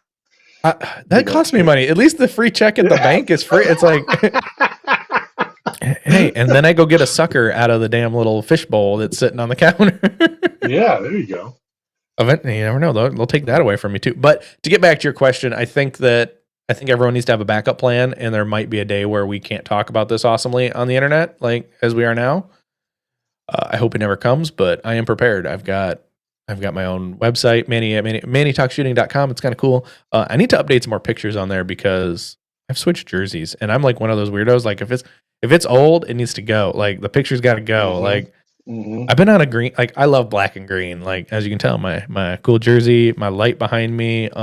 I got to finish painting this, so I got approval from the wife to finally paint the rest of this room black. Mm-hmm. Instead of this one wall that I was just like, I need, like, because that sign looked terrible when it was a white wall. So I'm like, you can't even see it. So, Yeah. so I'm like, I gotta paint the cupboard. I gotta paint the trim. I gotta paint this door. It's gonna be a nightmare. Hopefully, it'll be done sooner than later. But to answer your question, yeah, I think everyone's got to have a backup plan. Unfortunately, I mean, like our mutual friend, the Big Dad Energy, the Humble Marksman. I don't know what he's gonna do. He's got so much content everywhere. It's Yeah, I know David pretty well, and some of the stuff that he goes through, where some of his videos get pulled down just for like seemingly innocuous stuff, yeah, that. made up rule. Oh, the rule of today is you couldn't do that thing. That's not written down anywhere. And then David asks, "Where's that in the policy? Mm-hmm. Where's that in the community guidelines?" But that, I don't know. I don't. I think that's the price of these platforms, right? Yeah, you're gonna play by their rule, whoever's rule it is today. Now, luckily, there is manual review of your video, so he gets most of his videos back up, if not all of them, or he's got to upload it like 30 different times to get one to stick because he's got to tweak it. And that's the hard thing is you can't have a duplicate video on YouTube. Like it won't allow you to upload the exact same file, or you can't post the same. Really? I didn't know that. I think he was telling me this. Like you have to tweak something. It can tell. Like the algorithm is so good it can tell by the file. Yeah. So he's got to go in there but the YouTubers like him are so good at it. Either they've got, they've got enough ad revenue coming in, and that they're making it work. Like, for example, I don't know. You're not like a super big like YouTube gun guy, are you? I mean, a few people who like. So, I'll say I can't remember like Mr. Guns and Gear, for example, right? Like he probably makes his living making YouTube videos, but he's got enough channel sponsors that probably pay the bills, and whatever comes in from YouTube is extra cash. Icing on the cake, yeah. So eventually most gun tubers, I feel they've had enough big of a following that they've got then a paycheck somewhere else. It's kind of like instructors. Like you always talk about professional shooters, like the Max Michels, the JJ Rakazas, the people the small amount who actually get paid to go shoot a match, very small amount. But most of them, instructors who make a living in the sport, are teaching classes every other weekend or one or twice a month, or you've got those guys. And then there's you who, you teach 6 times a year, maybe 5 or 6. Yeah. Yeah. But yeah, so those guys who get paid, like the JJ, I'll say JJ gets paid by Beretta. It's like, all right, this is your paycheck. This is your salary for the year. You need to go win us matches. Okay. So that's what JJ does. But he also teaches JJ Rakaza classes for, making more money. But his job is not necessarily teaching. Beretta pays those bills. But the other money is nice icing on the cake. I just hope those guys are socking it away, man. I hope so too. Like the thing that I don't know. Like there's always the next up and coming local shooters. That's like, oh, I want to be a national champ and world champ and do all the craziness. And And I'm like, man, you need to. This is a game where you absolutely need to put in like Olympic level effort to be the best of the best, while also making less than a a normal like minimum wage person. That makes Yeah. like there's no money in it. There's no money in the shooting sports, and even the guys that are the quote unquote pro shooters, right, that are getting paid by companies to do it, they're probably making a decent amount of money now, but that's not a career from a perspective of I'm going to retire from this, and big chunk of my income is going into a savings or 401k or that kind of stuff. So Hmm. I try to make it very like poignant with people to set the proper expectations that like this is a hobby and Yeah. it needs to be fun. Like sure, we can take it super serious and go crazy, but it always needs to be in line with our everyday life and being able to take care of our families and pay our bills and all that kind of stuff. Right. Yeah. And that's what a lot of people need to realize. Like, you're not going to start making big boo bucks, and you might be lucky if you teach that you might get a return on your shooting. You might be able to break even. You know. For my training business. My only goal in hosting classes Hmm. financially is to pay for my participation, Right. right? So traveling to, and the big expense really is all the travel that I do to these major matches, like flights and hotels and rental cars and all that kind of stuff, right? Ammunition, like this stuff is not cheap, man. Like so, The I, cheapest thing is the match fee. exactly, Hmm. exactly. So it's like, to me, I try to make it a break even hobby, which it can fund itself by me teaching classes. So I mean that's my motivation for training financially. Like Right. I think that helping people get better and seeing the light bulb go on, that's a different reward system all in itself, right? Because if I'm able to help people achieve their goals within a healthy lifestyle, then it's a success, right? Hmm. Yeah. Exactly. It's one of those things like you want to be able to do it long enough, right? Because there are some people who are the hot flames now, but they're not later, and they were able to sell their sell their snake oil super quick. I can't do the tongue thing, but you know what I mean. Like they're there and then they're gone, right? Like they have Yep. no substance and they're gone. I don't know if they get driven out of the sport or they're just like this wasn't for me, but they're hot and they're gone, right? Like we have a lot of those. It seems like in our sport, that they think Well, there's a quick cash I, grab. I think that those people really they finally realize that like, hey man, if I put this same amount of effort into golf, they could probably have a better success at like making money at it, like or other socially acceptable hobbies. You know what I Hmm. mean? Like I don't know. Yeah, it's more interesting actually. I've found more people through practical shooting who are in my actual profession, like in my industry, through practical shooting than the other way around.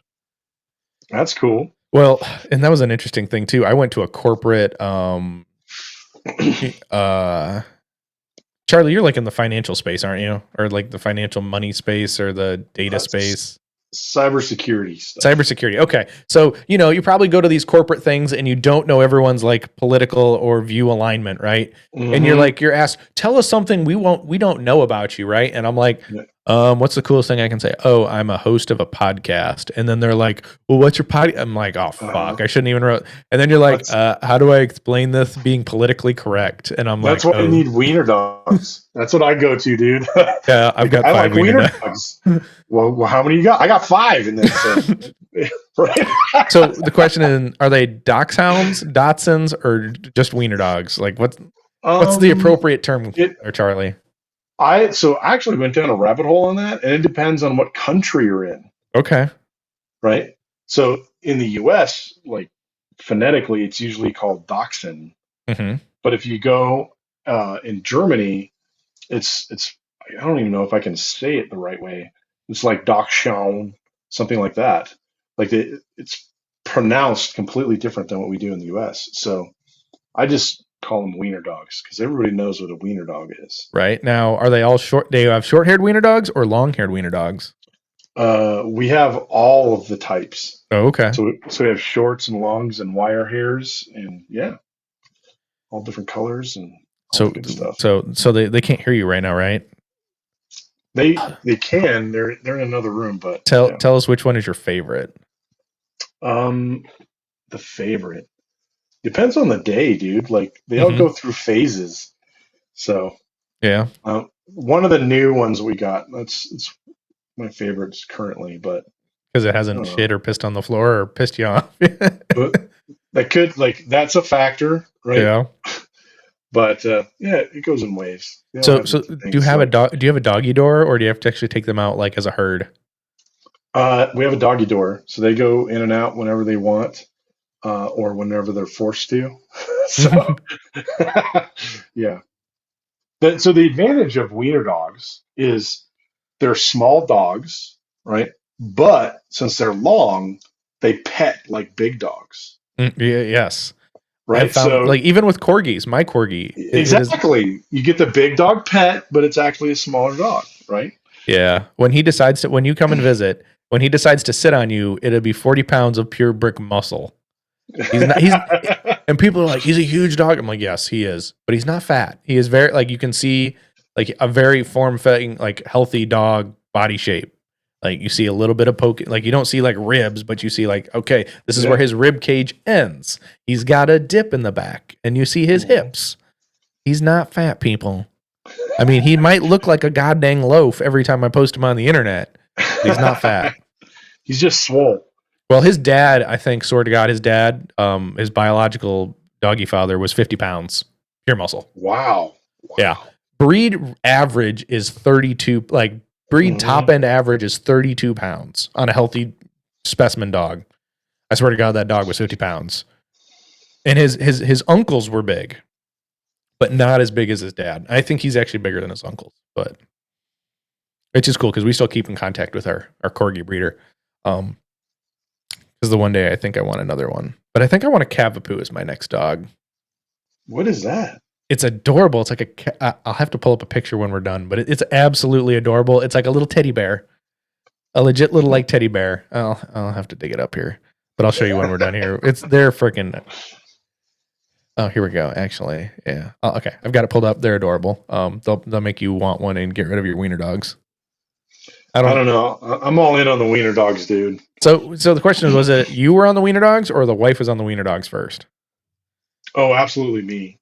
So the funny thing about my wife and I is before we got together, she was like almost a full-time or pet sitter. So Mm-hmm. she'd stay at people's houses, watch their animals when they're on vacation, that kind of stuff. And she did that for like 20 years. And out of all that time, she's only been bitten by two dogs, and they were both dachshunds. Oh. So when like we first started dating it, she's like, "Oh, you like dogs? I like dogs too." And I'm like, "I like wiener dogs." And she's like, And how many at the time did you have? at the time, I only had two. Oh, okay. I only had two. And do you Yeah, find that dogs definitely always need a companion? Like they seem too depressed when they're by themselves. absolutely, dude. Absolutely. That's why, like, our last two, like, so we've found that getting them in pairs as puppies Hmm. works out better, and like they train each other, like behaviors, like if they do something bad and you have to chastise one, the other one's watching, they kind of learn the lesson together kind of situation. Hmm. But it's also like learning the behaviors of the other dogs and, wrestling each other instead of, oh, here's a couch, let me shred this couch. Like Right. destructive behaviors. So we found that so before this last two young ones that we got the prior pair, Hmm. those 6 years ago, we did the same thing. And we're like, oh, we don't know if it's going to work out having two. Maybe it's going to be chew fiesta times two. But we noticed that their chewing of non stuff they shouldn't chew was way less because they were spending more time interacting with each other Hmm. versus getting bored and like, okay, what am I going to do? Oh, I'm just going to devastate this ottoman. Right. That kind of stuff. I know there was I was watching some video or something, some article, like somebody had just they didn't have dogs. I mean, they grew up with dogs, but they had this dog that was tangential to them. It was always over. But then they were sad when the dog passed away, so they got litter mates. And the problem with the littermates was they didn't have another dog to learn from. So they had to really be active on training them separately. So they weren't super codependent on each other to Mhm. then not listen to their owner, which was super cool to see. And I didn't know it was a thing, but Yeah. that makes sense. But you've always had, you get them in twos, but you've always had, even the last set, they still at least had one, if not two of them already in the house to learn from, plus their sibling. Yep. So you don't get that part of, I'm not going to listen to you. Oh, you still get that. Dachshunds are super stubborn, dude. Oh, It's got to be well, their idea. It's got to be their idea, or it's like not happening. or it's food motivated, right? Yes. So are your wiener dogs, are they toy motivated at all, or is it always snacks? Half of them are toy motivated. The other half are food motivated. Oh, that's interesting. Hmm. Yeah, my corgi, he's all about them snacks, which is really weird. He wants to play tug with a ball, and I absolutely like don't get it. It's like, bro, give me the ball. I will throw the ball all day. I tell my dog, I'm like, bro, I will throw this ball all day long. If you bring it to me, drop it at my hand, and I will pick it up and throw it, no matter what. I'm Hmm. not tugging with a ball with my fingers in your mouth. I know you don't mean to bite me, but I'm not taking That's that the fun chance. part. That's the fun part. And then you like, ah, like even if it doesn't hurt that much, you're like, ow. And then he's like, I'm so sorry. I didn't mean to do it. You know, I mean, but training a dog is like training a shooter to not do bad things. Just Mhm. use the like. I mean, there's probably been so many techniques about you're raising your dogs. It's like, oh, I'm going to use this on a shooter because it'll work. Well, changing behaviors is changing behaviors, right? This is true. So how many years have you been teaching now? Like, I super part time, I would call this. Like, how long did you start this? So I started in 2012. Okay, so you're over 13 So years into this. yeah, yeah.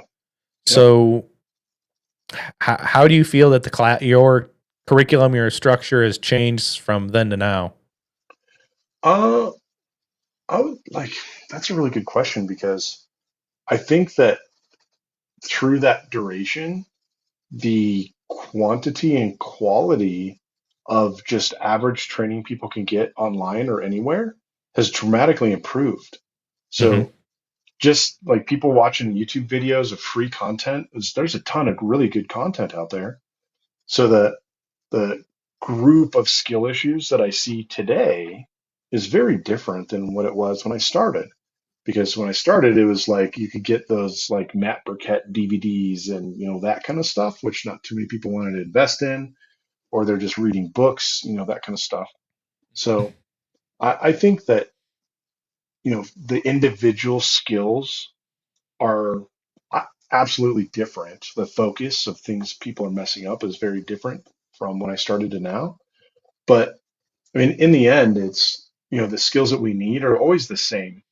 So that's the enigma part of it. Is it's like shooting is shooting, right? And moving from one position to the next is the same. But how and when we deploy those things kind of evolves with the sport, right? Hmm. Like Well, I think that like from a USPSA division perspective, I really think that USPSA should have deployed limited optics as major scoring but minor power factor simply because it would allow the gameplay to be at a different pace than carry optics, mhm. right? Because the aggressiveness you can shoot at with major power factor is absolutely different than with minor, right? So I think that if that was deployed, and I don't know if that's even like I've mentioned that to my area director and to NROI and a bunch of people, and they're like, that's craziness. But I think that as the guns and the divisions evolve, then the problem of the day also evolves, Mhm. right? Like you were mentioning before, like where's the iron sights? Like iron sights don't really exist anymore. When I started doing the training stuff, almost everybody was shooting iron sights, with the exception of the open shooters shooting dots, right? Now it's flip flop, right? Yeah, it's scary to see how few participation in iron sight divisions. I mean, it's why they had to add limited optics to the last two handgun nationals because they couldn't have lost less money. Like they would have gonna lose a lot of money if they because they have to have a Mhm. nationals. But they would lose so much money if it was just the iron sight shooters. There's like I said, there's 30 revolver shooters. There might be 50 single stack shooters at a national. Mm-hmm. Production's no more than 70. Limited is the same. Like you've got 200 between the 4 divisions. You've got 200 people in the match that fills in what 450, 400, 425 shooters. You got to find them somewhere. And limited optics is the thing. I mean, I hope that the shooting sports, like, and I don't know. I don't know if this is a USPSA thing or an IDPA thing or any shooting organization thing, but I wish that we would get away from picking gun configurations, like a rule set that defines, oh, this gun can have X, Y, and Z and not these other things. Like arbitrarily picking configurations versus having a rule set that is way more open, that allows companies, like whatever is hot on the market today, like we shouldn't have a scenario where, like a really good example is like magwells. Like I don't know if you've seen that trend and guns you see on the shelf. Like magwells are on a lot of freaking guns these days, and inexpensive guns like Glocks and M&Ps and SIGs and whatever. Like magwells are a thing now, right? And I think that as a sanctioning body, the sanctioning body should promote the evolution of the big business behind all the games, right? Like if SIG feels that they need to put a magwell in their gun, then guess what? That gun gets a magwell, and it's legal, right? Because it's part of the thing. Right? I really find it weird how our shooting sports tend to pick gun divisions by I don't want to say randomly chosen, but randomly chosen configurations.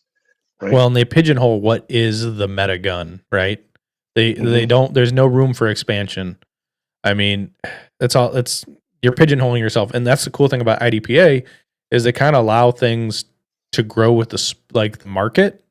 Like they have compensated guns. Well, you can have ported guns and that's the big hotness in the last couple of years too. Is guns coming from the factory ported, allowing magwells. And I've been the biggest proponent of when I was shooting carry optics. Can I have a carry magwell so I don't destroy the frame of my gun with these dry fire I was doing when I started? If you saw the first Glock that I don't even know where that is now. Oh, it's in my safe. That gun is absolutely obliterated from dry fire. Like, would I have loved a magwell to put on there that's sacrificial? Absolutely. But you couldn't because it's not legal in carry optics. Well, I think that, like, my club, in 2024, we experimented with shooting not only USPSA matches, but also PCSL matches. And we also created our own rule set, we called it APSL, which was kind of a combination of both PCSL and USPSA rules. And that was created by Kurt. Kurt McKenna. And what it really did is it generalized the divisions enough that it's like, who cares? You want to make your gun 50 pounds? Have fun, right? You want to put two magwells on it? I don't care, right? Like, run what you brung kind of thing. That makes the stigma of people coming into the shooting sports. Does my stuff fit? What is it going to fit in? Those kind of things. Like, get rid of that. But I was really thinking that from a match director perspective, like if I wanted to generate sponsorship engagement, we need a methodology to do that within the divisions or the categories, right? Like I thought maybe it makes sense to have a division that is a generic slide ride optic division. Who cares about the trigger action? Who cares about does it have ports or not? Everything's minor, that kind of thing. Make it like run what you brung. But you have categories of gun manufacturer. You have the Glock category, you have the SIG category, you have the CZ category, you have the 20, like whatever, right? That way, as a match director, I could go to SIG and say, hey, I'm hosting blah, blah, blah match. Do you want to sponsor the SIG category? right? And market it that way. Oh, for all the SIG category guys, we're raffling off whoever wins that division a SIG gun, or whatever, right? Right. Something they would actually use, right? Like, Yeah, like I think that's where because there's always going to be the people that claim that, oh, I can't afford XYZ magical pistol that's going to make my suckiness not suck, right. right? But the reality is, look at the Nationals results over the last several years. There's inexpensive guns winning national titles. Mm-hmm. There's inexpensive guns in the top tens of a lot of these major matches. And it should tell people it's not the arrow that's winning the match, it's the Indian, right? So this whole thought process of I need a $5,000 2011 to be competitive in limited optics, that's a fallacy, right? Get out there, train, get better at your skills. If that gun is an extension of your hand, you're going to do really good with it. Yeah, and I agree. If we had more generalized divisions, you would be able to engage sponsorship a little bit better, a lot easier. Everyone will be okay. Everyone can relate, and then they don't feel like they've got, I'm only competing against these 6 people. I'm competing against 20 people, for example. But I also believe that we need to practice score needs to get rid of high overall. Get rid of the overall functionality in practice score. Ooh, that would make some people super pissed. Right. So locally, it's like, okay, when you shoot against 30 people, you're like, okay, I want to be the best guy on that day. But I'm also have different advantages than most people. I have a 30 round big stick with major power factor. Most everyone else is shooting 24 round sticks with minor. There should be a percentageal gap other than a very small minute mount. There should be a large gap. If I'm the best shooter on that day and I'm shooting with major power factor, there should be no one who should be able to touch, right? This is why it's also defeating to new people. It's like, oh man, I got my butt kicked guy, the open shooter. And, it's like, I was shooting in a different division. There should not be the demoralizing of the overall. It messes people up too. And it's like, well, I won carry optics, but I was 40% behind. Okay, not that bad. 10% behind the overall winner who was shooting opener PCC, right? Totally not comparable, right? Well, I mean, it's kind of comparable on still, like we talked earlier, there's still some commonalities and things we can pull out of the data, but I just don't think we need overall. We don't need the high overall bullshit that fucks up with practice score and changes percentages. And then people are like, I won today. I'm like, I also am the guy who's like, I'm the guy who's like, hey, I won my local match and open today. I shot against 4 other people, but I still kicked their ass. Like, see, I beat them by 20%, guys. I kicked their ass. I think that, I think there's always going to be that measuring stick. Like, if the talent pool is deep enough, like a level 2 or above match, usually the talent pool per division is deep enough for people to have the proper measuring stick to know, did I do good or not? For most club matches, that doesn't exist, right? Usually the talent, especially for the lesser attended divisions, right? So I think you're always going to need that overall perspective in the club match level 1 style matches. But I think that with all the technology we currently have in practice score, Bluetooth timers, all that kind of stuff, a sanctioning body could do way cooler stuff with that data, right? Like, you could have, who had the spiciest draw on X stage, right? They could have been a flaming turd of a hit factor, but they had a 0.6 draw, right? So for the guys that are super excited about, I just worked on my draw and I want to beat everybody on the draw, that they could use those metrics to, pick whatever measuring stick they want on success, right? But I even think your book states that, that you're only going to draw a gun maybe 6 times in the match. It's like, is it now, like you said, like having a 1 second draw is probably good enough. Like, you're not everyone's Isaac Lockwood who has a 0.6 draw. I mean, some absurd skill. Like, some people can do it in dry fire, but he can do it in live fire, which is insane. But like, when is that skill really going to help you? Unless you're doing the build drill at a match every month. You know, that skill doesn't help you much in the whole scheme of your practical shooting experience. Yeah, And it could be like you could pick.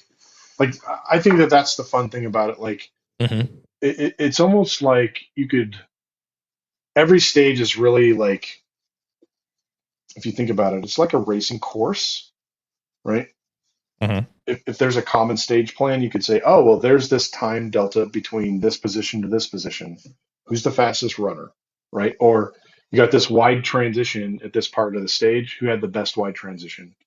Or who's got the spiciest splits? Or whatever entertainment thing. Like if you look at all the other professional sports that are out there, it's like statistics crazy, mhm. right? Like look at baseball, right? They have statistics on every element of every player's game, Oh right? yeah. I don't know why we don't, with the technology we currently have, I don't know why we don't have that today.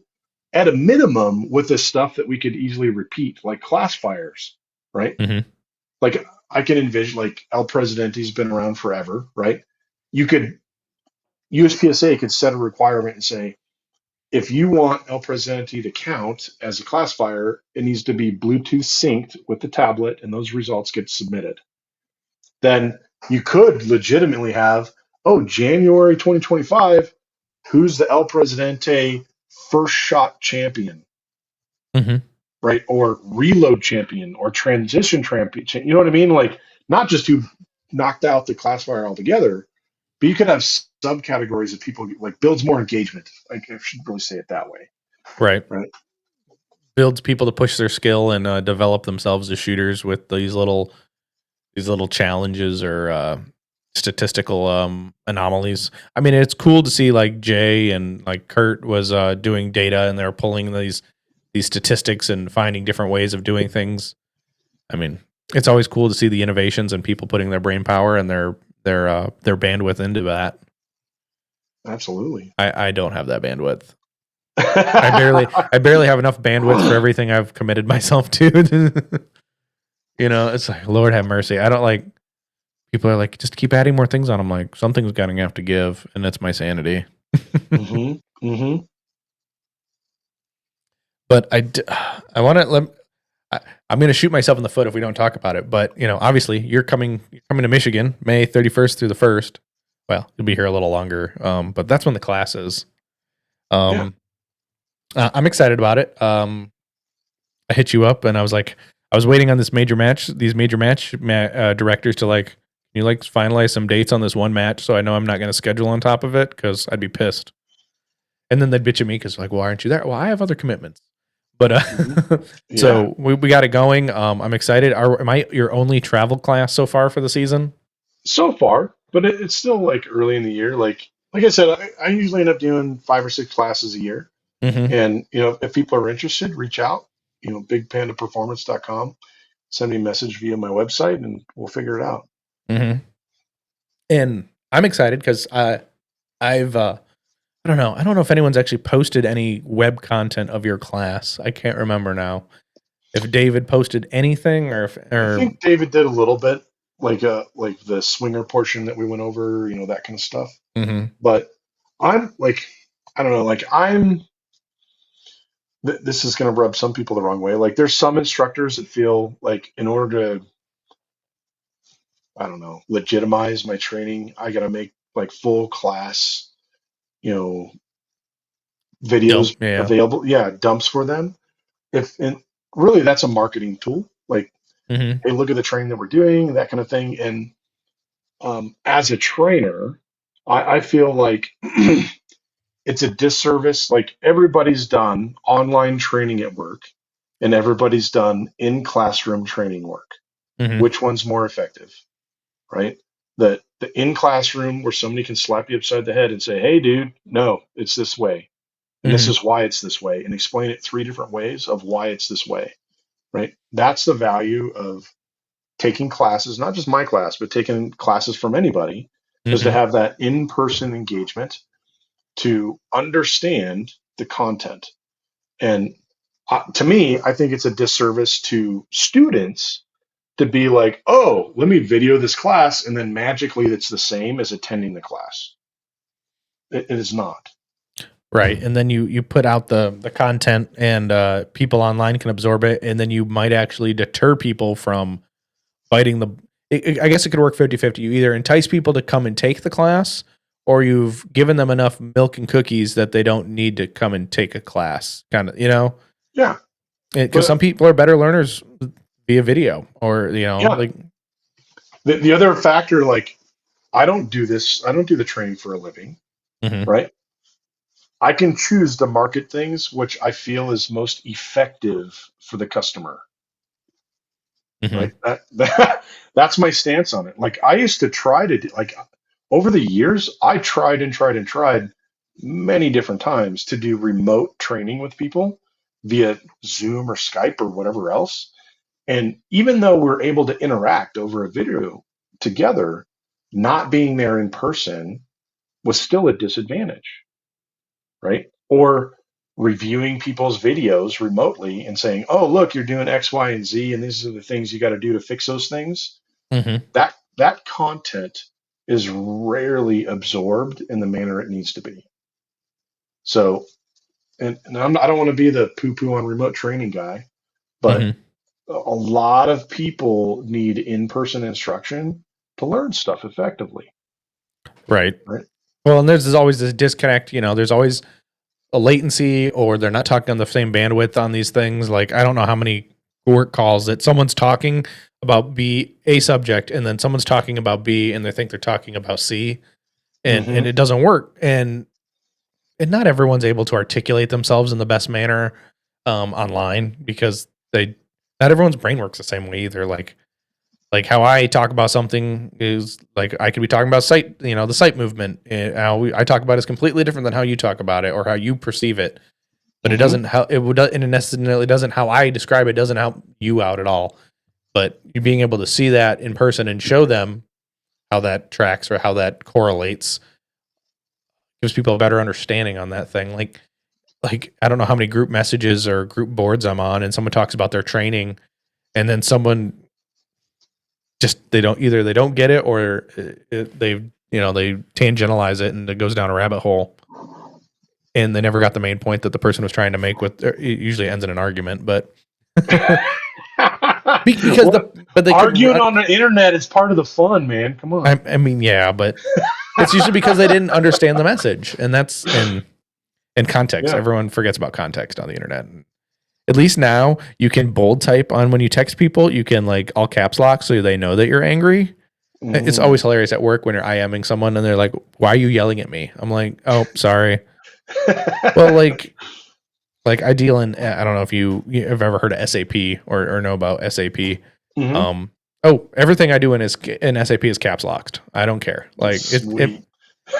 but so when I type an IM, it's like I don't care.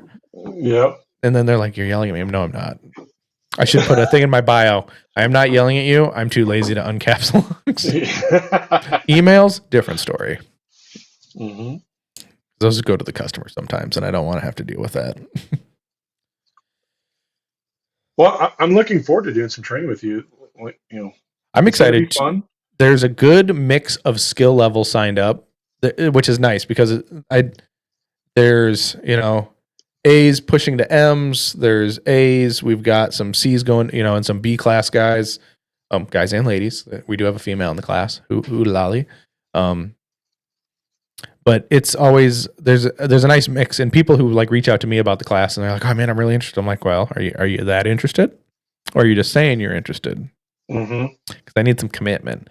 Like, Hmm. and I get, and that's the hard thing is getting people to commit sometimes unless they know you, right? Like most of Yeah. the people who have signed up for the class through me as the class host are like, "Yep, I'm in." I'm like, "Cool." And there's some guys I'm like, "Hey, yeah, throw me a deposit or something, and then I can catch you later." And they're like, "No, we trust you." They just throw me the whole amount. I'm like, "Oh, sweet, this makes my life easy. I don't have to hound you down for money at this point." Absolutely. That's one of the challenges as a class administrator is that, that customer base, everybody's kind of different and uh, good, bad, or otherwise. Like, I think there's from a product perspective, there's a lot of people that think that attending training or a match, like we were talking about this before, that it's kind of like Walmart, Mm-hmm. where you can change your mind at any moment and back out of it and not go and refund it, and all that kind of situation. Mm-hmm. Like there's just not that level of latitude in these smaller venue things like a class, right, or a match, right. So I also think that more so, like, our normal societal behaviors promote that non-committal behavior. If Mm-hmm. that makes sense, right? So I don't know. I think that that's just a human thing that we will always battle. Oh yes, yeah. There's always the person who's like, I don't know if I'm in or I'm out. I'm like, you need to make a decision because if you're not in, yeah, your spot's taken. Like, that's the best I can say is like I can only like some of the people who are like, oh, I'm interested. I'm like, I can only hold a spot for so long before I'm like, you either need to put money down or I'm moving to the next guy. Like, Yep, it's like, and it's like I give everybody a break, but it's also like, yeah, I need some commitment from your end because it's just how it is. yeah. I mean, this is Well, how it is in life, though, too. It's like if someone says, "Oh, I want to run a match, but I need your help," I'm like, "Okay, well, what sweat equity are you putting into this? Because I can't put all of it in there, and then you bail out on me on the last minute when it comes time to put on a match. hmm hmm Like as you've probably known, we've talked, and you said this will be you're slated to run your 9th major match or level 2 match yeah, in 2025. yeah, That takes a lot of commitment from yourself and a lot of other people. absolutely. And I don't know, maybe locally, my behaviors are the same no matter where I'm at, whether I'm attending a match or I'm working a match. Like Mm-hmm.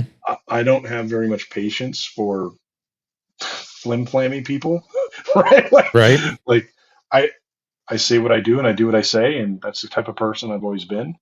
And that helps me from a Right. perspective of gaining solid match staff, because they know that I'll do what I need to do and I'll hold them accountable for what they need to do. So that makes that part of it a little bit easier. But there's also the other part of it that I, just like any other match director, I want that match to be is the best it can be. All Mm-hmm. the while knowing that even though this is my 9th major match I'm pulling together, there's going to be something that happens during that match where I'm like, "Argh, why did that happen? I should have predicted it. I should have gotten ahead of it. I should have, you know, been able to mitigate it." Right. So Yeah, but there's only so much you can mitigate because there is the human factor. absolutely. Or 'Cause you don't. weather, right? Yes, it's gonna snow, and when are you hosting the It's the at the middle of September. middle of September? Yeah. So you never know. So You could have there's snow. it could. It actually could. Like that's one of the legit risks is of late September. Is you never know. Well, yeah, and you Colorado. don't want to go any later because I mean it's just Then how it's it is. absolute. Yeah. Well, and that's probably a problem with I don't know with SUPs. Could there be snow at SUPs in October? No. No, they're too far south, dude. Okay. They like it gets cold, but I don't think that they actually get like any legitimate amount of snow. Oh, so I this is mean, like you're talking like they just Florida get like a cold. You're like they wussy cold. uh I think they'll get down to freezing potentially there. But yeah, But no, nothing for snow developing. but correct. Like super rare that they actually get any amount of snow that would stack up. Right. So I how'd think you that get the risk for that nationals, I really think, is like if people driving to that match are driving through other states to get there. Like for me, coming from Colorado, my most efficient way to get there is to go over the Rocky Mountains to get over there. Mhm. Like I'll absolutely be looking at the weather of the mountains, because like they close down that main I-70 highway all the time because it just gets too rugged. right? So how did you get suckered into being the match director for the section match again? So it's actually twofold. So we've had one other club that has hosted the state match 2 years in a row. Mhm. And you know how clubs are, like they have their flavor of stages, they have their process of how they run the match, blah, blah, blah. And I wanted to see a different mixture of stages.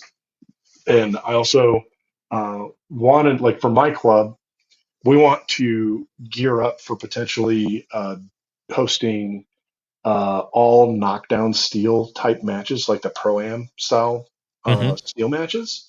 And in order to do that, we need a significant amount of money to be able to buy a bunch more steel than we already have. So this is really like a financial vehicle for my club to buy a bunch more steel. If we do it, if we execute fiscally properly for this match, we should be able to buy a bunch more steel. So that's one of the primary motivations for me as a club. It's like I could make my club 3 or 4 years worth of club match revenue by hosting a single match. Right. While also putting on a high quality match, people aren't getting gouged in price, that kind of stuff. And I'm a big proponent of let me like customer base, you tell me what you want. Hmm. So like we voted like my section voted on it yesterday that like my club gets it, the state match. And today I sent out an email with a survey, a Google survey of which match features do you want? And oh, by the way, each of these match features equates to a dollar amount increase in the entry fee, right? Because if I just throw it out there and say, well, do you want lunches included? Do you want shirts? Do you want a big prize table? Do you want? Of course, they're going to say yes, unless you correlate and say, hey, if you want shirts, it's $50, Hmm. right? Or if you want a $20,000 prize table, it's an extra $100.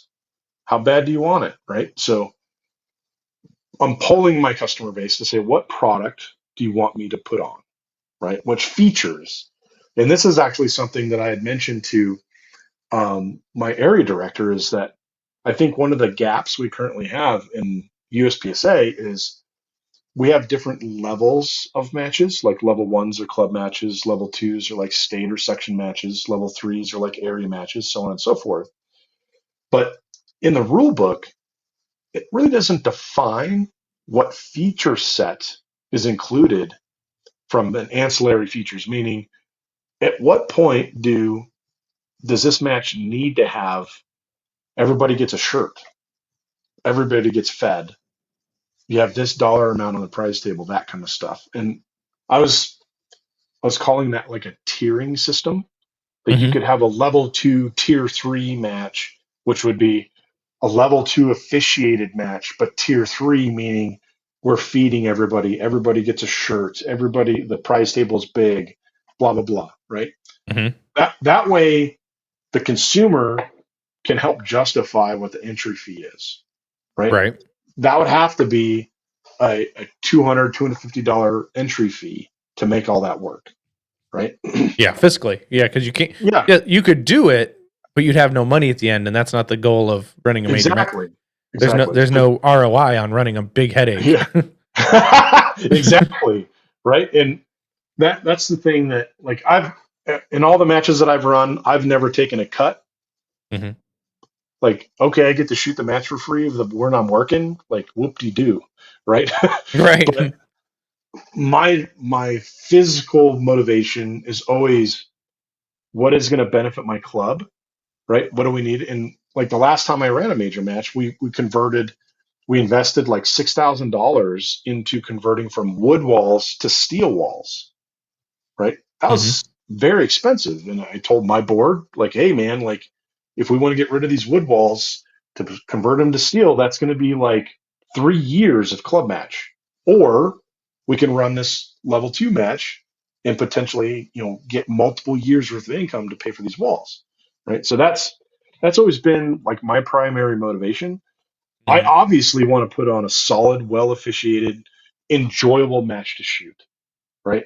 It needs to be fun, needs to be fair, needs to be challenging, but it can't be too biased in any of the shooting challenges or movement challenges or that kind of stuff. It needs to be a very well balanced match.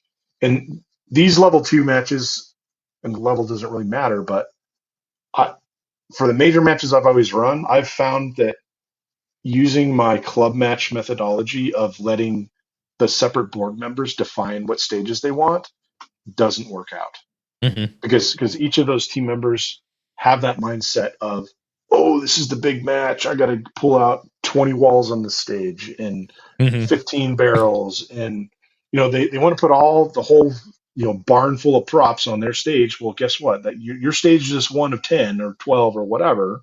Right. So just from a prop administration perspective and a flow of the match perspective, I always end up doing all the stage design for these level 2 matches.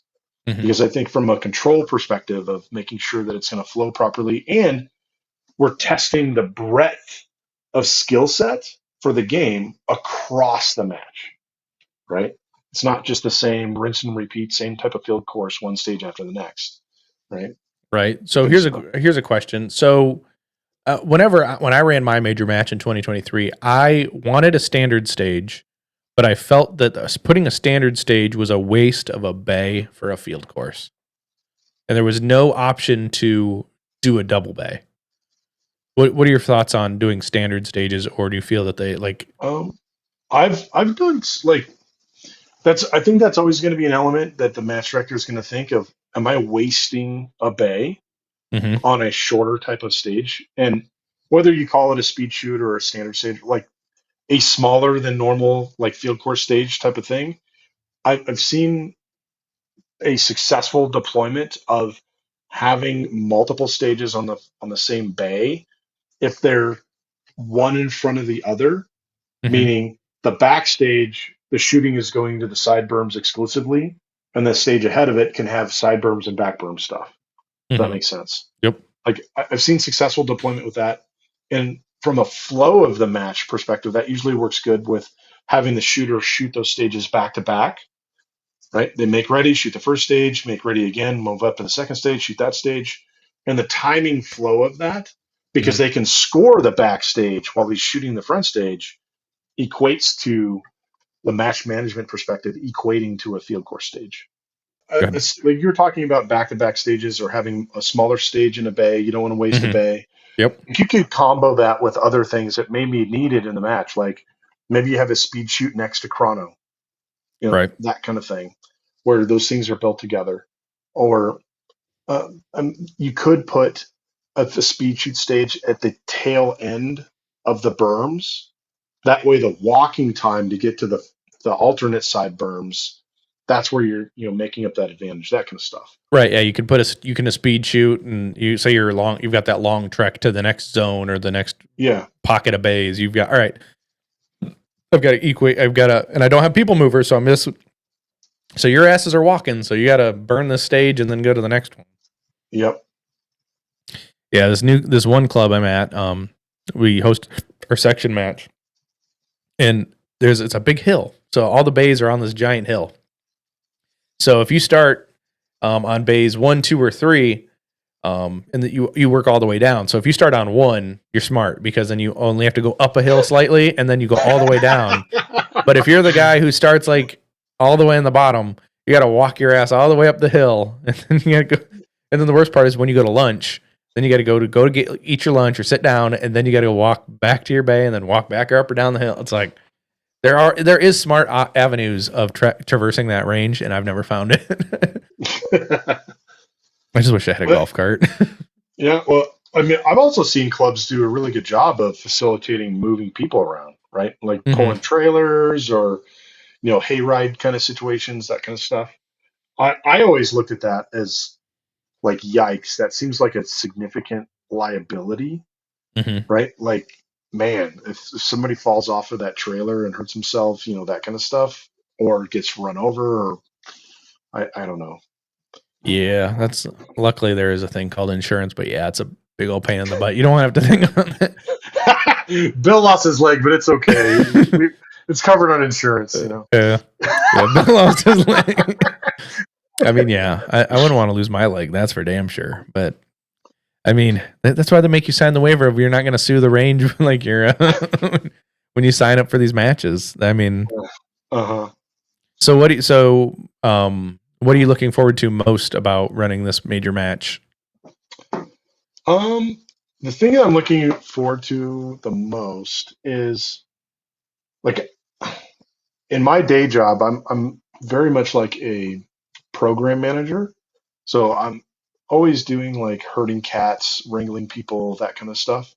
Herding cats. And I think I do a really good job of that within a match and Hmm. really measuring people's effectivity, right? Right. Being able to say, hey, Bill, you're really good at X. Go over to berm at, 2 and do X thing, right? So I really like that part of it because being able to effectively empower volunteers to do their stuff to me is a really huge growth element to the sport, Hmm. right? And I think that that's also another reason why I rarely have problems getting match staff because the people know that I'm going to utilize them in a non-abusive manner and I'm Hmm. going to let their strengths shine, right? And as much as possible, try to hide away their weaknesses, so I like that part of it. And I also like the the aspect of the puzzle of figuring out how are all these stages going to play together while also hitting on all cylinders and testing all the different skill sets, Hmm. right? For my customer base, I should always apply that because what the skill set and movement tests are in a different section could be completely different, Hmm. versus what is the normal product that they're exposed to on a weekly basis shooting club matches. Like to me, it it's not good to have a major match in a section that is a shooting or movement challenge that is dramatically different than what you see in the club matches. To me, that's a failure. Yeah, and like you said, you got to pull your audience base and figure out what you want.